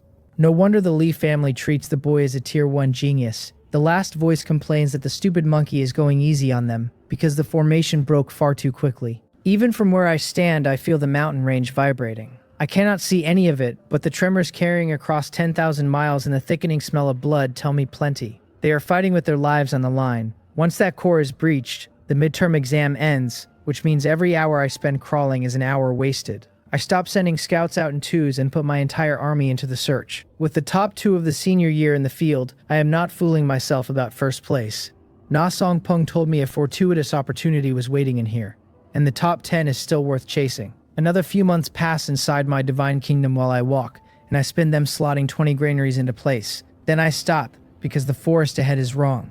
The fallen leaves lie a full meter deep, with broken branches scattered through them in enormous numbers. I look up at the towering ancient trees, half stripped bare, and cannot make sense of it. A troop of monkeys passed through here, and for a forest this size there must have been hundreds of thousands of them. Then the obvious problem catches up with me. A great battle is raging at the core right now, so where would that many monkey soldiers come from to wander out here? I decide it must be wreckage from when the school's gods suppressed this region, and having talked myself into it, I keep going.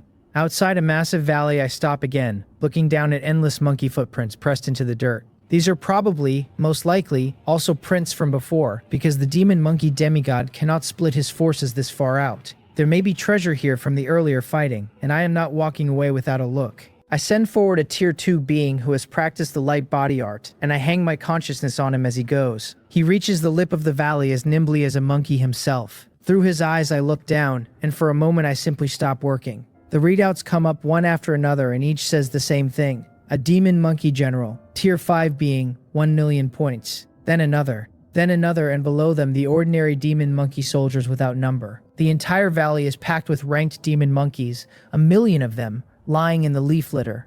I doubt my own eyes. The core is being fought over at this exact moment. So how is this many soldiers hidden out here doing nothing? Do they not take orders? Do they not want their core defended? Are they sleeping and waiting to die? If that core falls, the god and the believers both find it very hard to escape death. These are well-trained troops, because with the natural mischief of monkeys, no ordinary force stays this quiet. Fear arrives late, but properly, and if this army noticed my column, we would not fill the gaps between their teeth. I am already turning to run when my eye catches the building stacked in the center of the sleeping troop. 2 B-rank buildings named Monkey Wine Spring, 2 billion points apiece. 2 B-rank spirit plants, each one a flat peach tree, 1 billion points apiece. A special building called an Enlightenment Stone at 10 billion points. And then, sitting there unplaced like a rock somebody forgot, a wonder named Spirit Peach Mountain at 30 billion points. My heart hammers hard enough that I lose the thread of my own breathing, and I order the believer to withdraw carefully and rejoin the army. Outside, the gallery has exploded. One god says the demon monkey is truly cunning to have shifted his core assets, and another observes that this alien demigod turns out to be quite wealthy. Somebody remarks that this is what one expects of Yang County First High School, willing to put treasures of that quality up as student prizes. Another calls it a pity, since Na Bing and Li Qianhang were strong enough to take all of it and attack the wrong place. The last voice suggests they never released the demon monkey demigod at all, because even a god feels tempted. Everything I saw in that valley, every one of them saw with me. Some sigh, some are angry, and a few say aloud that they would like that Divine Kingdom foundation for themselves. Divine Kingdom wonders are not common, and a wonder will move even a god. Yang Monri reminds the room that this demon monkey contracted with the principle that it leaves freely once the exam ends, and that everyone should watch their words. Contracts bind gods with extraordinary force, and with Hong Byong sitting there as a third-order god, nobody nurses a crooked thought out loud. Then every eye in the gallery swings back to my position. Will greed blind the boy, or will he recognize reality and run 10,000 miles the other way? Na Seong Peng has gone tense in his seat, praying at me to do nothing foolish, because if I touch that pile, the demon monkey demigod loses his mind. That demigod is cunning by nature, and like a wily rabbit keeping 3 burrows, he moved his assets where nobody would look. If I had not blundered into the valley, not even the gods watching would have known it existed. If Na Bing and her group stood where I stand, they could gamble on it fairly. I am not Na Bing. The difference in military strength is twofold, and the guard around those buildings holds a heavy count of Tier 5 and Tier 4 creatures. The combat power is simply not on the same shelf. If the demon monkey army finds my army, total annihilation would be the small problem. The real disaster would be them following the coordinates back and counterattacking my divine kingdom itself. The gallery loses track of me, and somebody asks what the kid is doing by the riverside instead of retreating. By then, my 500,000 soldiers have pulled back 1,000 miles, and I am taking the corpse of an infant demon monkey out of my divine kingdom. A grown one is several times the size of a man, but this juvenile is about the size of an adult human. I have my believers skin it from the back, keeping the hide whole, and then I put the Tier 2 soldier who knows the light body yard inside it. I issue the divine oracle in advance, telling him that the moment he succeeds, he runs for the periphery. The believer starts forward on all fours, imitating the gait of a demon monkey. The army in the valley is asleep, and since I am a consciousness rather than a body, I can ride that one soldier all the way in. Once he is close enough, the power of the rules lets me collect the whole pile into my divine kingdom in a single motion. As long as my divine kingdom stands, my consciousness takes no damage, and the only cost is one dead Tier 2 believer.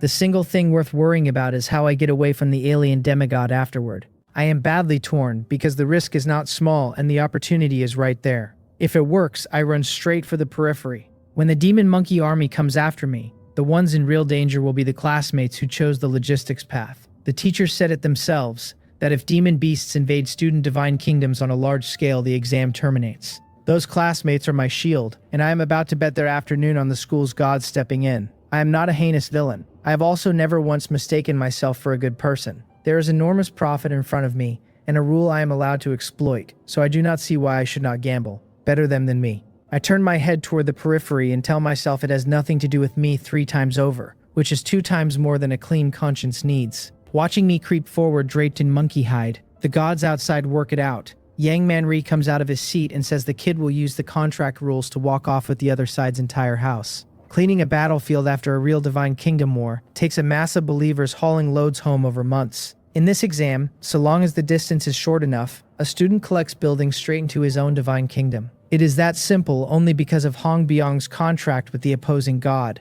since everything inside a divine kingdom is decided by its god. Put plainly, the demon monkey demigod permitted this himself, and the contract has a loophole with my name in it. One god says I am too bold, that the instant I collect those buildings, every demon soldier in the world will come hunting. Another spells out the ending. Once my believers here are wiped out, my consciousness gets pulled home, my coordinates are exposed, and the opponent walks in behind me. Man Samson says instead that the idea is quite good and the boy has potential, then asks carefully whether the school ought to intervene. Na Seong-pum agrees at once that if his grandson-in-law's divine kingdom is invaded, the school should terminate the exam. Yang Man-ri answers slowly that the principal has been monitoring the whole way and will decide for himself. In the valley, a small juvenile monkey is crawling forward through the leaves. 500 meters, 400, 300. My believer has forgotten to breathe, terrified of letting a trace of human scent into the air. At 200 meters, a Tier 5 demon monkey general opens its eyes, looks down at the little monkey by its feet, and lets doubt flicker in its gaze. Being watched by a Tier 5 creature freezes my believer where he crouches. I put the divine oracle straight into his soul and tell him to charge, that even if he dies, he must reach 100 meters. My command makes him forget death entirely. He pours the light body art into his legs, comes up on his hind feet, and flies at those buildings like an arrow off the string. The general remarks that the little thing has no manners, opens its right hand and brings the palm down on his back. In its eyes, a monkey that ignores the rules is simply asking to die. One strike turns my believer into pulp. All through the valley, the monkeys wake to the smell of alien blood, and after a beat of silence, every Tier 5 general stands up with terror in its eyes. Every precious building their god ordered them to guard has vanished out of the world. I issue one more divine oracle telling my army to run for the periphery, and then I stand there feeling nothing at all like joy. The plan worked, which only means the real test is starting. Far off at the core, still play acting his defense, the demon monkey demigod feels the hole in his own house. His awareness sweeps the entire divine kingdom in one pass and finds the culprit immediately. He says I am seeking death, and his eyes fill with a rage that has gone past thinking.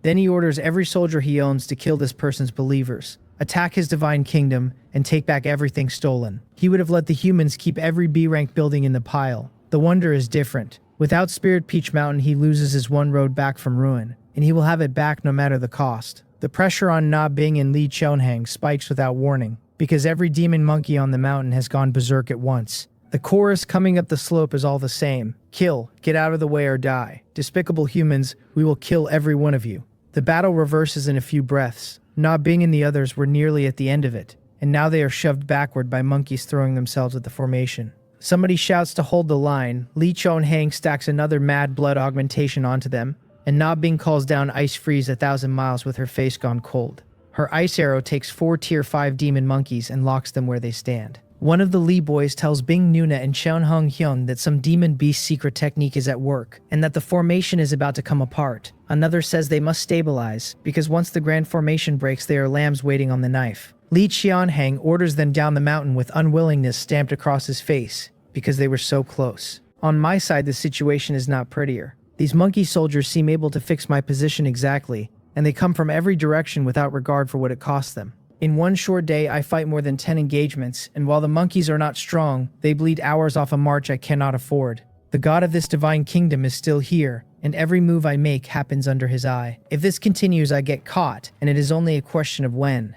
I leave 200,000 ordinary soldiers behind to fell every tree in the forest, pile the timber, and set it burning the moment the army appears. The orders are followed exactly, because a believer never doubts his god even when the command is a death sentence he can read. The opponent's 2 heavy fists are at his core and in that valley, and everything else is scattered thin enough that I can fight through it. Once I reach the outer perimeter, the pressure stops being mine and becomes the school's. To gain speed, I strip the armor off my soldiers and let them march light, accepting that it kills more of them. Every building and every spirit plant I pass, I leave standing. Na Bing and Li Chonhang are down to 2 million believers between them. The monkeys keep hurling themselves at the formation as though mutual destruction were the plan. One of the group tells Bing Nuna that the enemy god has personally moved, and that these beasts hold far stronger formations now. Another begs Cheonhang Hyung to withdraw, since his divine kingdom has little troop supply left. Li Cheonhang admits he miscalculated, and says that once out he will have his father track this demigod down. If the thing had this much power all along, he says, then trading blows for months was just play. Elsewhere, the senior year is coming apart in smaller, uglier ways. One student screams at Nam Young-yeon that he abandoned him and ran, when they agreed to advance and retreat together. Nam Young-hyun apologizes while fleeing with his army intact, saying he does not want to die and will compensate the losses later. Around them, the panic runs in every direction, one boy naming it the handiwork of an alien demigod and swearing the school is trying to get them killed. Another says that when he gets out, he is telling his father to stop donating to First High School. One voice cries out to Yoyon Nuna that he has not lived long enough and is afraid he will never visit her at the heavenly fragrance world again. At the outermost edge, a student's scream carries across the grass. Alien believers, demon monkeys, everybody run. Another boy tells him not to panic, since it is only an ordinary demon monkey and 100 or 200 believers should bring it down. Jiang Peng steps back and puts himself in front of the other students in a very fine display of shoulder. Then he announces that he has slipped away, that this place is far too dangerous, and that he is young and cannot take risks. The whole divine kingdom is chaos by then, the monkeys killing anything they see, the blood in the air feeding their ferocity higher. Outside the pods, on the playground, a scream cuts across the morning. A nutrient pod is forced open and a student evaporates in front of the whole senior year. Casualties have started. Na Seong-pung tells Dean Yang Monri, in the flat voice men use when they are frightened, that something serious will happen if this continues. Even students on the logistics path will supply the front lines later in their lives, he says, and those lives cannot be spent for nothing. Yang Monri answers that the call is not his to make, that the principal has been present the entire time, and that he will step in if it truly goes out of control.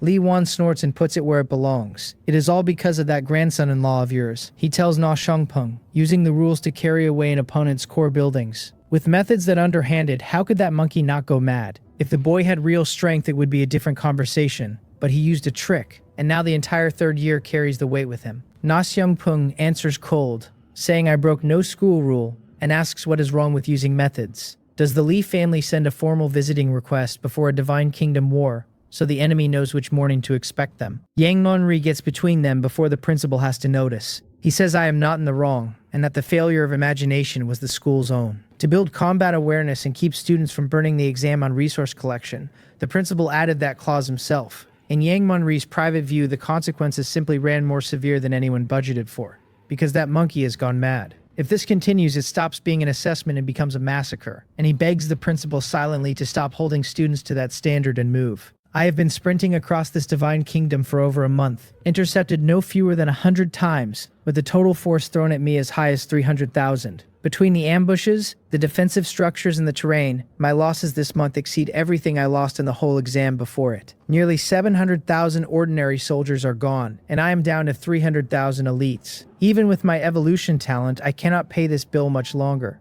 I order another 50,000 elderly and 50,000 women transferred out to cut trees and dig trenches. To slow the pursuit, I have now spent close to 500,000 elderly and female believers who could not fight at all. If this goes further, I will be pulling out the children who have not finished growing. This is what a demigod actually is, and I say it out loud with my face like stone. Everything before this went so smoothly that I let myself misjudge him. At this rate, I may not get out. Then a small squad runs in to report traces of the human race not far ahead, and my whole outlook improves in 1 second. A day later, I find the group, and it is not being in the others. The aura of their believers has thinned badly, but their numbers still stand at 2 million. Which makes them the strongest team in the third year. My consciousness calls out across the trees, telling Bing Nuna and Chanhong Young that I need help and that these monkeys have gone crazy.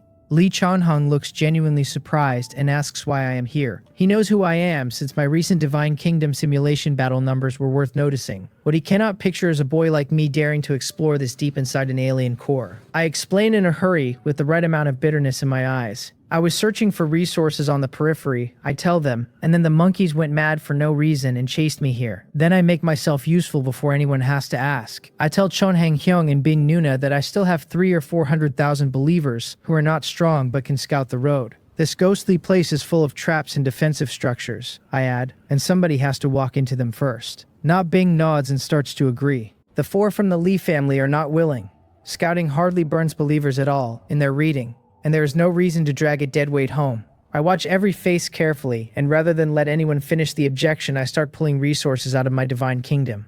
50 C-rank grain storage silos, spiritual fruits of every kind in quantities nobody bothers counting, and 1 medium-sized mineral vein. The vein comes down all at once, and the mountain peak shudders under it. I tell Chonhang Hyung this is my entire harvest from the trip. Ask him to look after this little brother, and bow to him properly. Every expression in the clearing softens. What is lying on the ground is worth close to 1 billion points, and none of them expected me to be carrying that much. If I survive to the end with resources like these, they think I should squeeze into the top 10. Na Bing tells me I am a member of the Na family and that taking me out is only right, so there is no need for this. The 4 Lee family members visibly dislike hearing it, because their group came away from the core with none of the actual assets, and the frustration is banked in waiting. So I disagree with Bing Nuna out loud, politely, and say she has it wrong. I am asking for protection, I tell her, and it would be absurd to ask and offer nothing. Divine Kingdom wars are far too dangerous, and I finally understand that I must never attempt things beyond my ability. I have handed over most of my harvest and gained something worth more, I say. What matters most is making friends with all of them, since in the past I never had the chance to curry favor.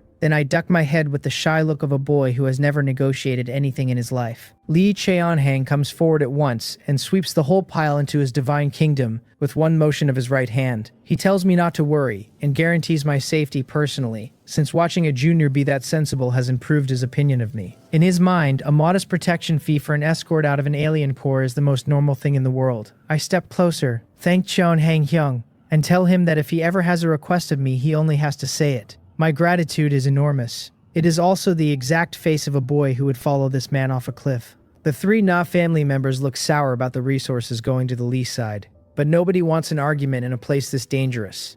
Outside, Lee Won loses the last of his composure, slams his hand on the bench, and points at Na Song-pung. Is this your grandson-in-law, he demands, because the boy is shameless past anything he has seen in 1,000 years. Lee Chon-hong and the rest are being sold while they are still saying thank you. Na Seung-pung answers with his chin up, asking how anyone talks about the moral code of the martial world in a matter of life and death. Besides, the Lee family genius seems perfectly satisfied with his protection fee. Lee Won nearly coughs blood. Satisfied, he says, and if he is so satisfied, then why did the boy not hand over the wonder? By taking me along, Na Bing and Lee Chon-hong will eat the full firepower of an enraged demigod. This kid eats people and does not spit out the bones. Cho Mujum laughs and winces at once, says the boy's heart runs too black, and resolves that his son Chul Pung will keep a wide berth. Man Samchun laughs until his stomach aches and admires the shamelessness, pointing out that with almost no strength I played the top 2 students of the grave for fools. Most of the gods in that gallery have been alive for thousands of years, and a farce this good is worth the afternoon. Inside, with the team around me, the pressure comes off like a coat. I have no complaints about scouting and I always take the front, and because I genuinely do not mind losing believers, my efficiency is far higher than theirs. The group's speed climbs accordingly. Somebody grumbles that their luck has been rotten, and the number of demon monkeys has tripled, and another agrees that it is strange. I decide to be helpful. I mention that the beast here went mad about a month ago, and ask, wide-eyed, whether they perhaps stole the core structures of that demon monkey demigod. Lee Cheon-hang's face twitches and he does not answer. They tried and failed, and every one of them believes they came close enough that the demigod snapped, which is too embarrassing to say aloud. One asks what they do next, since even the elites among their believers are down by 500,000. Na Bing sighs and says they go to the periphery, regroup with the other students, and wait for the school's teachers. Somebody curses the teachers thoroughly and asks whether this is a midterm exam or a joke at their expense. Lee Chon-hang tells him to stop complaining and move, because he keeps feeling danger approach, and he keeps glancing back toward the core. I agree enthusiastically that we should run quickly. If the Valley Army catches us, even a team led by Na Bing and Lee Cheon-hang will not walk away whole. I spend a portion of every hour praying at the school's heavyweights to stop enjoying the show and do something. Lee Cheon-hang is as good as his word, and apart from letting me scout, the 7 of them handle every demon monkey we meet. My divine kingdom quietly recovers during the walk and picks up a decent number of new mortal believers. Na Bing says we are almost at the periphery, and the exhaustion in her eyes is the first ordinary thing about her I have ever seen. Then every one of us turns around at the same instant. Thick smoke is rolling up through the trees, the ancient trunks are cracking, and millions of monkey soldiers are pouring after us like ants. Lee Cheon-hang is furious, saying he did not take a single B-rank structure, and they have chased him this far anyway. Another says gravely that this alien demigod is out of his mind, and that nobody should meet this head-on. A Tier 5 general in the front rank throws back its head and roars at us to put down the structure, and they will spare our lives. So I run out in front, point at the demon monkey army, and call them a pack of beasts. Their god is already a prisoner of the human race, I tell them, and instead of offering up their structures and begging for mercy, they still stand there barking like dogs. That ends the negotiation. The demon monkey army comes at us screaming that they will kill all of us for the god, and Lee Chon-hang fires mad blood into every believer he owns. As the leading figure of the Lee family's generation, he has never been humiliated like this, chased across millions of kilometers by animals without one core building to show for it. I take a step back and shout to Chonhang Hyung and Bing Nuna that these beasts are too strong to face head-on. I will scout ahead and clear the road of traps, I tell them, and they should fight while retreating, because safety comes first. When we are all stronger, I add, we will come back and slaughter these alien gods together. Lee Cheonhang stares at me for a second, because it makes sense, and something about it also does not. Where, he is presumably wondering, did all that righteous indignation go? Was there not something a moment ago about fighting them to the death? Why is the man who started the shouting the first one leaving? Na Bing backs me instead, telling Chonhang Hyung that I am right and their believer losses are severe. She tells him to keep formation and pull back slowly, since with me scouting nobody worries about traps. The power gap is too wide, and even carried by mad blood they lose this if it drags. I call another 500,000 believers out of my divine kingdom. They have no armor and no weapons, and a portion of them do not even have clothes. Their purpose is to spend their lives finding every venomous creature, every trap and every defensive structure before the people behind them walk into it. The beast army has arrived and there is no time left to be delicate. In my heart I cheer for Na Bing and Lee Chonhang to hold on, which is the least I can do at this distance. For a long stretch there is nothing but fighting, slaughter, and screaming. Rows of trees come down, and the severed limbs of humans and beasts lie scattered the length of the forest. Na Bing makes the call quickly and leaves 500,000 behind to cover the rear, while the rest close up on my pace. 3 days later we finally join back together. Lee Cheonhang looks at the crowd of extra believers around me who are not even wearing clothes, and something like pity moves across his face. He comes over and puts a hand on my shoulder with real brotherhood in it. He tells me he has seen my sacrifice and warns me not to shake the foundation of my divine kingdom, because casualties that severe drag down its development pace. Awkwardness crosses my face for exactly as long as it takes me to bury it. Na Bing says we are nearly there and that they will take over the scouting, and tells me to recall these believers home. Women and children are the cornerstone of a divine kingdom's future development, she says, and they should not be spent this way. Another agrees and tells me to leave the rest to them, since without those believers walking the road, first they would never have arrived so fast. He says he has accepted me as a brother, and that once out he is booking me a private room at the Heavenly Fragrance World. A second laughs that the male comrades will all go together, then asks Bing Nuna whether she wants a male model, because he knows a good place. She tells him to get lost and stop letting his guard down, because she does not think this alien demigod gives up easily. Normally she would have taught him a real lesson, but something in the group has changed after a shared brush with death, and she lets it pass. I tell them, with the gravest expression I own, that all of this is simply my duty. Their believers are stronger than mine, and I could never allow strength like that to be wasted on scouting work. I absolutely will not be the one holding this team back. My sincerity is a masterpiece. I wave my hand and another few 100,000 believers walk out into the trees ahead of us. This is getting awkward though. At the rate I am going, by the time this assessment ends, I will have offended a startling number of people, and these 7 represent the younger generation of both the Na and Lee families. I am probably going to offend these family geniuses to death. You win some and you lose some, and measured against what is now in my divine kingdom, all of it was worth doing. I do make one quiet resolution, which is to post considerably less in the Genius Exchange group from now on. The further we push toward the periphery, the weaker the resistance gets, because most of the demonic monkeys out here never reached a rank at all. Their intelligence is low enough that all they can do is throw their bodies in front of us. After another month of hard travel, we reach the clearing where we all entered the alien divine kingdom. The place is packed with third-year students, and outside it stand hundreds of thousands of ordinary demonic monkeys. Some rule governs the area, because the monkeys are clawing at the air out there and cannot come a single step inside.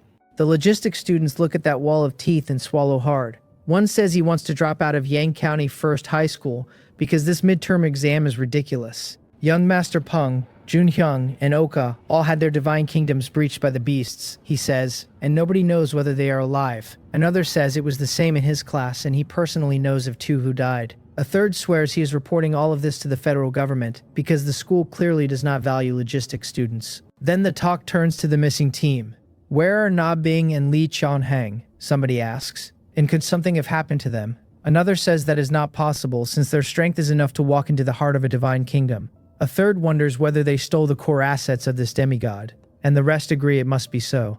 Otherwise, the monkeys would not look at every human present the way they look at a man who killed their fathers. Lee Suho has already made it back to the Class 7 camp, and he stares off into the trees worrying about whether Yang Hyung is alright. The monkey swarm outside is torn apart by a terrifying force. Na Bing says ice seal. Quietly and close to 10,000 ordinary demonic monkeys become ice sculptures where they stand. The long sabers of Li Cheonhang's Tier 5 believers sweep through with wind-breaking slash, and the ice bursts apart, opening a road. Seeing the monkeys ring the clearing without entering it, the group works out that this is a safe zone, recalls their believers, and steps inside. The students around us go loud. Somebody asks whether those believers were really in the Qi refining realm, and another says the team truly did break into the heart of a demigod's divine kingdom. Li Suho spots me and calls out in disbelief that Yang Hyung is here too. I tell Li Hyung that this exam was genuinely soul-stirring, and let out a long breath that is not entirely acting. Li Cheonhang comes over, pats my shoulder, and says we are going for a drink once we are out, because he has definitely made a friend. They do have a use for those resources, he adds, so once out he will discuss it with the others and convert the value into faith points for me. Nobody objects. A few 100 million faith points does not compare to a friendship forged in a life-and-death crossing.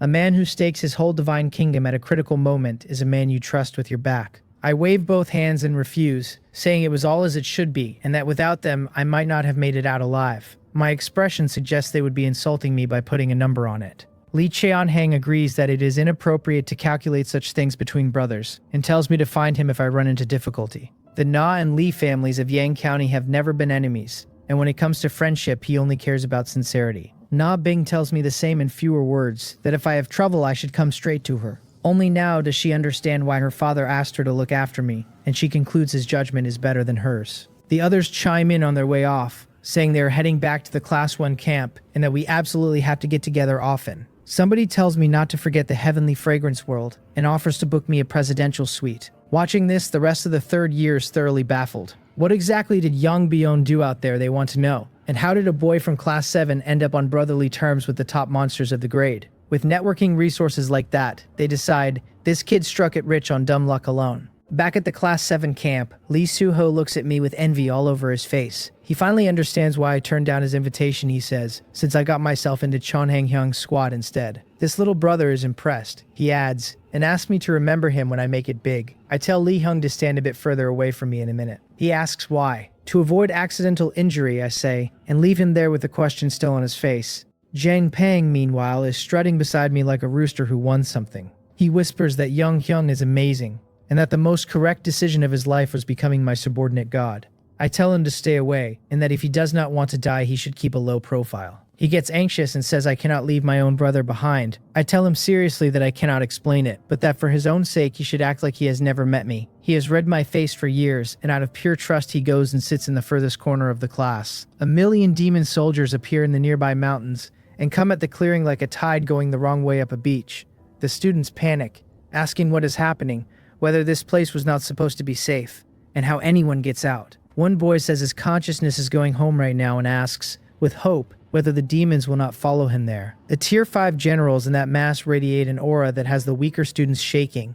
Palms slam against the boundary again and again, and an invisible wall of air holds every one of them out to the inch. A mountain-sized shadow of light settles into the sky above us. It is a consciousness rather than a body, and its shape is almost identical to the demon monkeys below it. Somebody in the crowd gets out the words alien demigod before his voice fails. The demon monkey demigod tells the human to return the thing to him, and his gaze fixes on the patch of grass where Class 7 is sitting. I close my eyes and put on a face full of fear. It has come to this, and I refuse to believe the school's gods do not know exactly what happened. Meat already eaten does not get spat back out. He calls it seeking death and condenses an iron staff 1,000 meters long out of the air, then brings it down on the crowd. This is his divine kingdom, and a single thought lets him move all the energy in it. The staff falls with a sonic boom that cracks the sky, and space itself begins to come apart around it. Every third-year student on that grass is frozen in place, and most have forgotten to breathe. Then a voice out of the void says he has violated the contract, and the words carry something like magic, because the entire attack simply stops existing.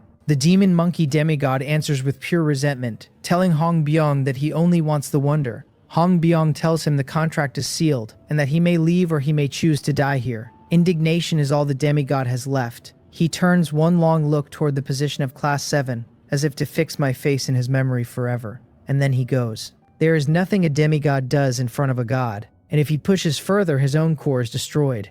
Hong Byung announces that the midterm exam is over, and that consciousness is returning, and a massive pull takes hold of every student at once. I open the pod door and step out into a body that has gone stiff on me. This midterm exam ran a full month. Yang Manri walks to the podium and announces loudly that the rankings are going up, and above us, the light screen shatters the images from inside the Divine Kingdoms into lines of text. First place, Class 7, 3rd year, Yang Biome, 47,123,000,000 points. Second place, Class 1, Na Bing, 6,469,000,000.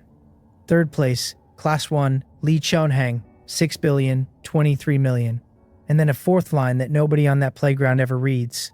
The silence lands hard. To be precise, nobody continues past the first line at all. The questions come up in the same order on every face. What is the situation? First place is Yang Biome. What on earth did he do? Did he raid a demigod's nest? Then a single thought arrives in every skull at once, which is that this might be the guy who drove all those beasts insane. Li Chonhang's expression begins to distort as he demands to know whether there is a mistake, why he is only third, and how first place could possibly be me. He wanted second place at minimum out of this exam. He had already picked which building he would take from the school warehouse, because with it his believers would have made a qualitative leap. It would have qualified him to apply to the top 2 universities in the Federation. He cannot make himself accept the result. And why is it me, his brother, the boy who walked under his protection all the way from the heart of the Divine Kingdom to the safe zone? His entire understanding of how the world works is starting to come down. Li Wan cannot contain himself another second and shouts that the boy is an idiot who does not know he has been sold. Li Chonhang looks up at his 6th grandfather bewildered and asks whether the man means him. Li Wan turns to Yang Manri instead and asks whether the dean could make the exam recordings public. Not for any other reason, he says, but as a reminder to young people that friends can be more insidious than enemies. He is staring straight at me while he says it, a first-order god grinding his teeth on a school playground. The entire 3rd year is now looking at me and asking the same question. Yang Manri hesitates, since this does not conform to the regulations. From the sky, the principal's voice says one word, approved. The light screen drags the progress bar straight to the scene of me bringing my believers to the valley. Then a believer crawls into the skin of an infant demon monkey, and 30 to 40 billion points of buildings vanish in a single motion. Then the beasts riot, and Na Bing and Li Qianhang fail because of it and are forced to flee. Then the recording reaches the moment I meet Na Bing's group, and my own voice comes out of the sky offering those resources to Bing Nuna and Qianhan Hyung. The intelligent life recorded all of it cleanly. From how I obtained the core buildings, to how I played weak, to how I used the 2 strongest students in the grade to carry me home. As schemes go, the whole thing is top-notch. Watching it played back like a film in front of the entire school is simply a public execution with better lighting. I take a deep breath, lower my head, and stand where I am without looking at anybody. As long as I am not embarrassed, the person who ends up embarrassed is somebody else. Jiang Pang has gone pale enough to worry me. He whispers that no wonder I told him to stay away, and asks whether the 2 of us will spend the rest of school being treated like rats crossing the street. His big brother just played the top 10 geniuses of the school for fools, and the unbearable part is that his big brother succeeded. It is impressive and the consequences are severe, and every one of those people is backed by a family with heaven-defying resources. Neither of us can picture what the rest of high school looks like from here. When the playback ends, Li Wan turns on Li Chonhang and asks how the Li family produced trash like him. Is this really the boy they call a Tier 1 genius, he demands, because he would like to stuff him back into his mother's womb and start over. He keeps going without any regard for his dignity as a deity. There's no dignified way to watch your own genius get sold while he helps the buyer count the money. Na Bing and the other 5 look every bit as ill, because they think of themselves as the proud children of heaven, and they were played. One of the hot-tempered Li family boys twists his face at me and tells me to just wait. Then Li Chonhang moves. He walks straight at me without caring who is watching, stops half a meter away, and tells me twice, very good, and that he has remembered me. The punch comes with no wind-up at all, straight at my chest. My divine kingdom has developed enough these past months that my reaction speed is no longer nothing, and I get both hands crossed in front of my chest in time to take it there. The force conducts through my arms and throws my whole body backward. I land dozens of meters away with my right hand already fractured and my face gone grave. One strike was enough to measure the gap between his divine kingdom and mine, and the gap is enormous. Yang Manri steps in and says that is enough, that this is a school and not a place for private fights. Li Wan is somehow already beside Li Chonhang, and he takes the boy's shoulder, calls him a disgraceful thing, and removes him from the world. Yang Manri then says Yang Biome and Na Bing stay, everyone else may go, and the rewards for the top 100 go straight to their divine kingdoms. The students filing past me carry disdain and admiration and amazement, and, in more than a few cases, fear.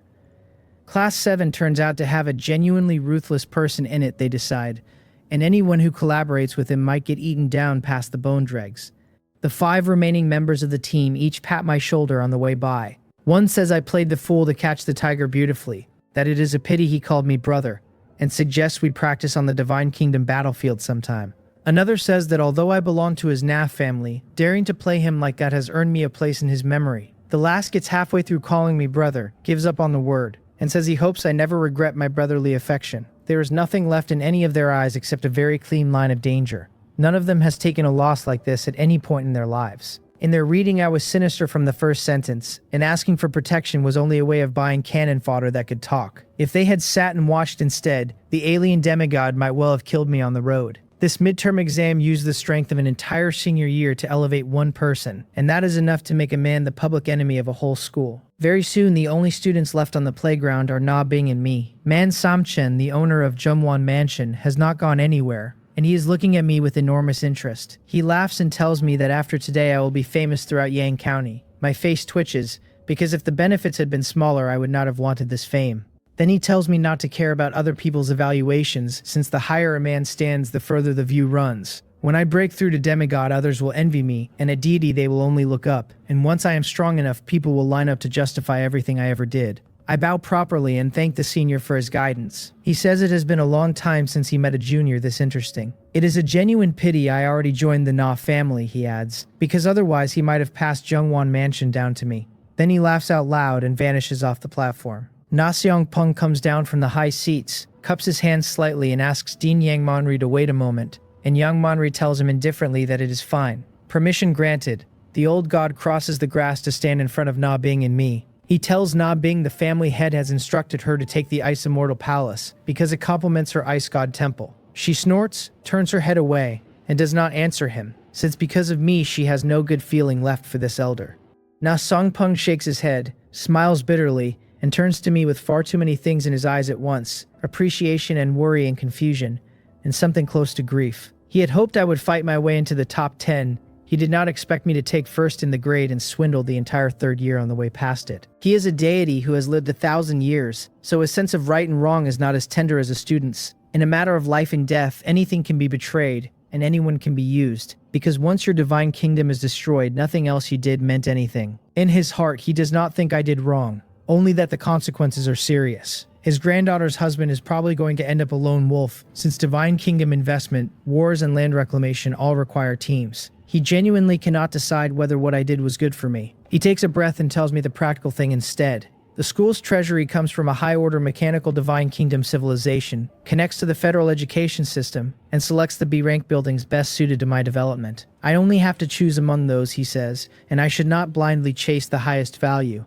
What suits my own divine kingdom matters more than a price tag, and I must trust the technology. He is worried because I did not grow up in a great family, and he can picture me weighing buildings purely by faith points. I thank grandfather seriously, and he starts to say something else, stops himself, and says we will talk at home. Na Bing and I follow Yang Monri down into the school basement. Silver-white storage boxes fill the whole space, and directly opposite the entrance there is a sheet of pale blue glass. Yang Monri puts his right hand flat against it, and an intelligent life announces that identity verification succeeded and the hatch is opening shortly. He tells the little ones they may enter. Something pushes me from behind and I am inside before I have decided to be, with Na Bing beside me. The interior is an endless white with countless cards floating overhead like stars. Na Bing has clearly done this before, because she immediately says aloud that she is requesting to select a building. The intelligent life confirms her at permission level B, checks her awakening records and past performance, and reports the retrieval successful. Then it reads her recommendations in order. The Ice Immortal Palace,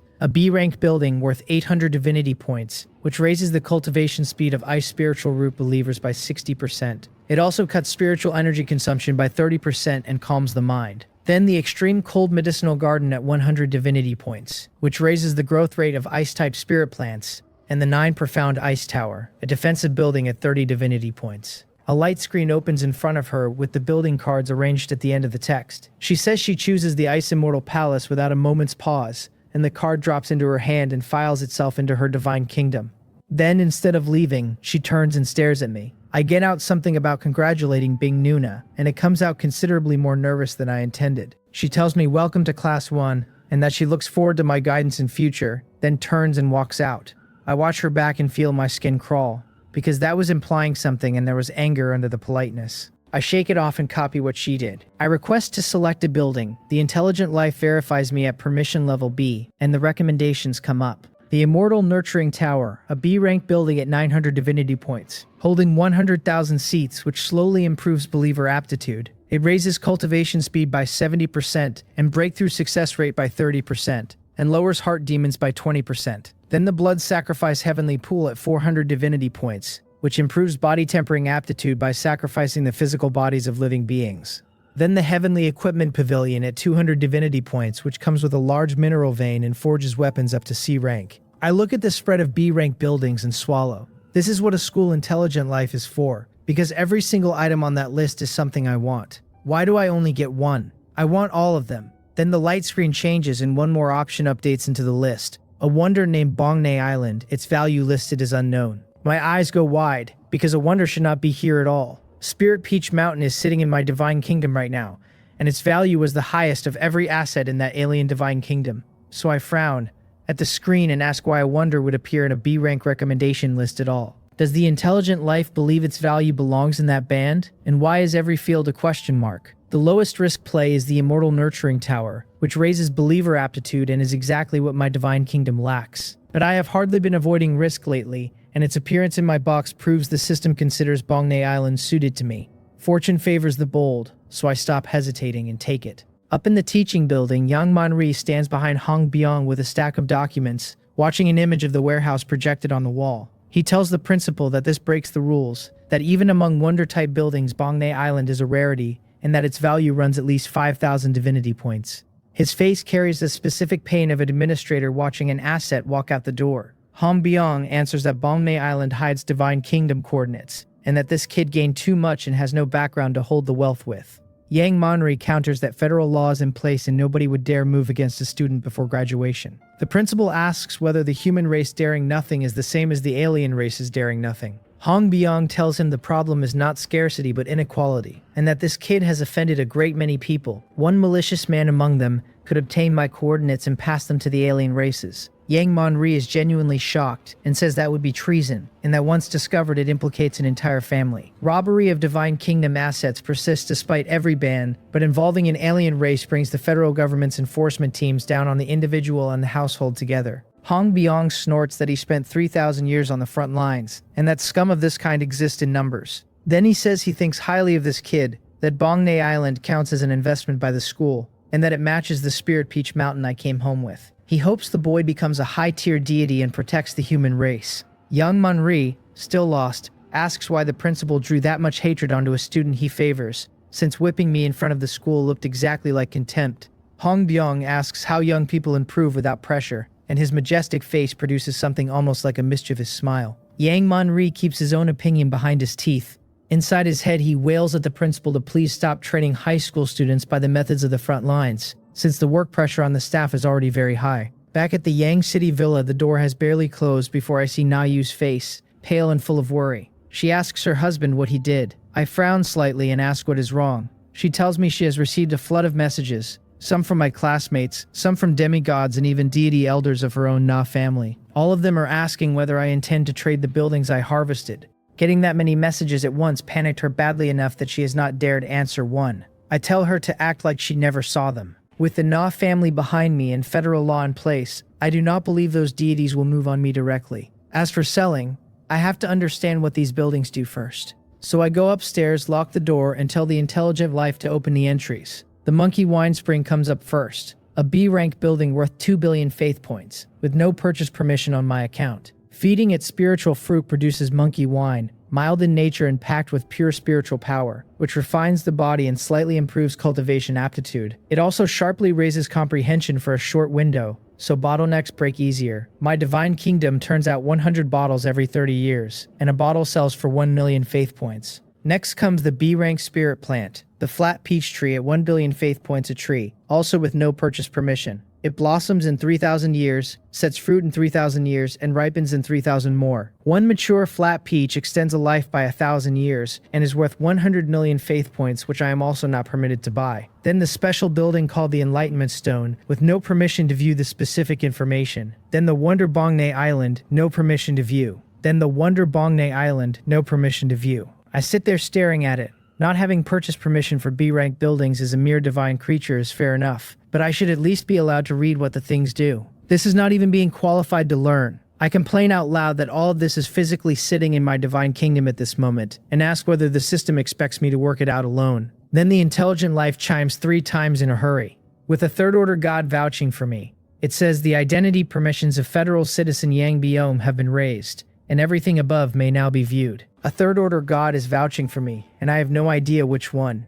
I cannot make the arithmetic come out, so I put the question down, because whoever it is, this is good for me right now. Monkey Wine Spring, purchasable. Flat Peach Tree, purchasable. And then the Enlightenment Stone opens up properly, described as a special building gestated by heaven and earth themselves, carrying the aura of rules. And extremely rare. Wherever it sits, it forms an enlightenment domain with a radius of roughly 100 kilometers. Living beings inside that domain have clear minds and greatly improved comprehension, and their cultivation efficiency rises by 50%. Long residence helps with comprehending techniques and improving realms, and accelerates the mastery of every kind of skill. The listed value is 10 billion faith points. The mall is out of stock, and I may place an order and let the mall broker it. I am delighted enough to say aloud that this is good stuff, and no wonder even the mall has none. Anybody whose divine kingdom held one would keep it forever, so those 10 billion faith points are only an opening bid. I put the joy away and searched the Wonder Spirit Peach Mountain instead. The mall reports it out of stock and the chance of brokering a transaction extremely low, and says an order would waste my time. The entry calls it a top-tier resource treasure land, formed where heaven and earth's spiritual veins converge with immortal chi.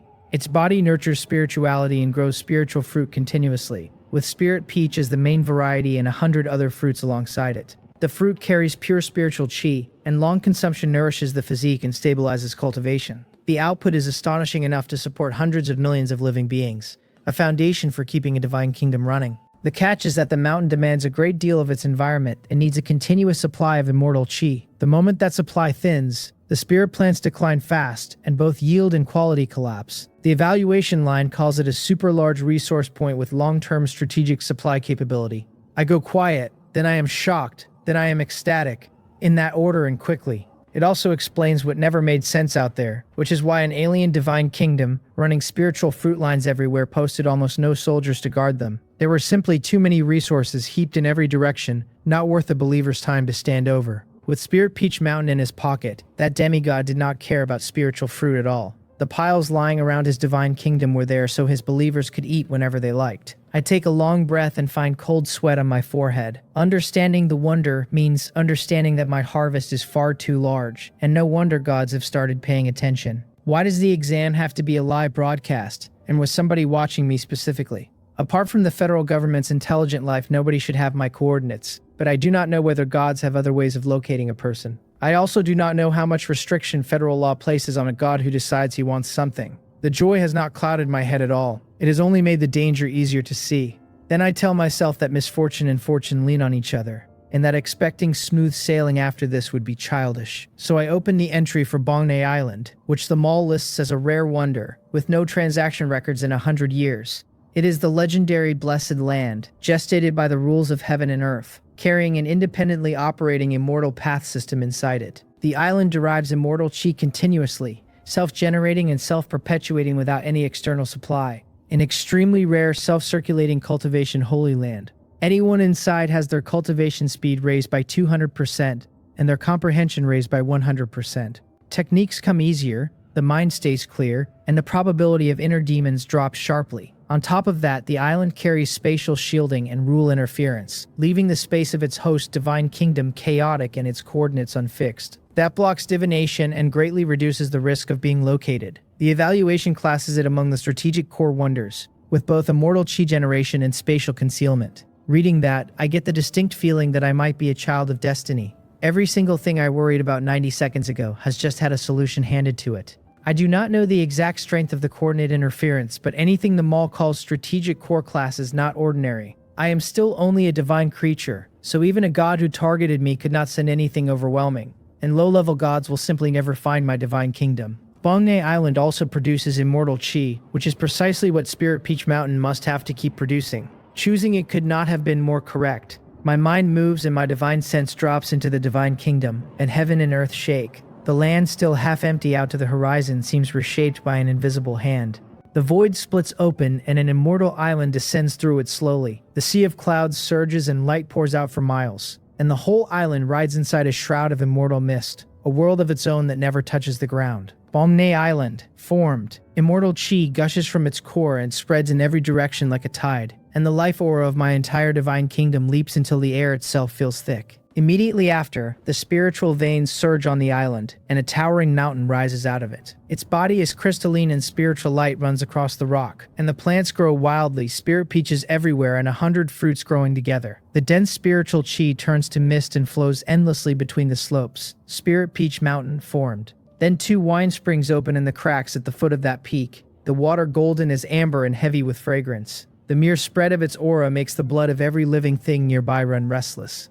Monkey Wine Spring, appear. Heaven and earth shake once more, and a primitive giant stone comes down onto the island. The instant it lands, a ring of invisible ripples spreads to a radius of 100 miles. Enlightenment Stone, suppress. Every living being in my divine kingdom looks up at that island and goes to its knees, shouting thanks to their god for the divine blessing in one voice. Every animal and plant down there feels a comfort it cannot explain. Out here, I feel it come back through me as a tingling under the skin, the feedback a divine lord gets when his divine kingdom takes a leap. By the time all of that is finished, it is evening. I am about to sort my assets and go on a long overdue shopping spree when a message arrives from Na Songpeng, asking little Yang to meet him in the virtual world. I do not dare keep a first order god waiting and put the helmet on immediately. Inside the room, his expression is not good. I greet him as grandfather, and his face softens a great deal at the sound of it. He explains the background first. Before this midterm exam, because I had comprehended the myriad spirits return to origin array to great mastery, he went to see the family head.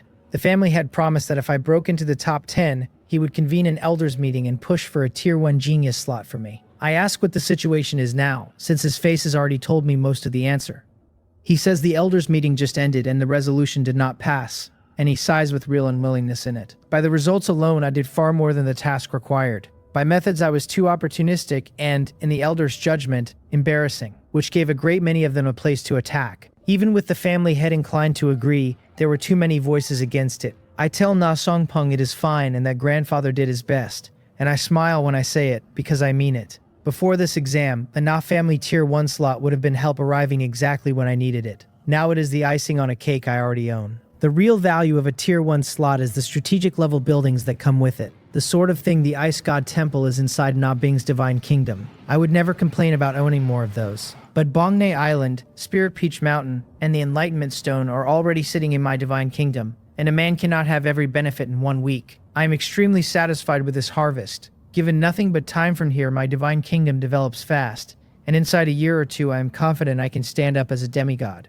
Na Xiongpeng remembers something and spits it out, saying Na Hyun and Yo Myung Myung, that couple, are truly infuriating. He never caused them any trouble after they humiliated him years ago, he says, and they still went out of their way to trip him up. I ask who these 2 are. They are Na Myung Yeon's parents, he tells me, both first-order gods, and the families used to be on good terms until unpleasantness arose over that beast of a son. He did not expect the grudge to reach as far as my evaluation. If those 2 had not led the charge, most of the other elders would have given him some face. I understand it, and I am not particularly moved, beyond disliking Na Myungyan more than I did an hour ago. Without Na Songpeng, I would never have had this opportunity, and a man who takes benefits carries the karma attached. Fortunes turn eventually, and once I am out of school, I will settle the account. He looks at how calm I am and nods, then tells me the family head decided to raise my investment anyway. 2 billion faith points plus a B-rank building called the Sea of Flesh and Blood Pool. The faith points are already transferred, and he puts the building card into my hand. Seeing him secure another round of investment for me, I ask the thing that has been sitting in my chest all afternoon.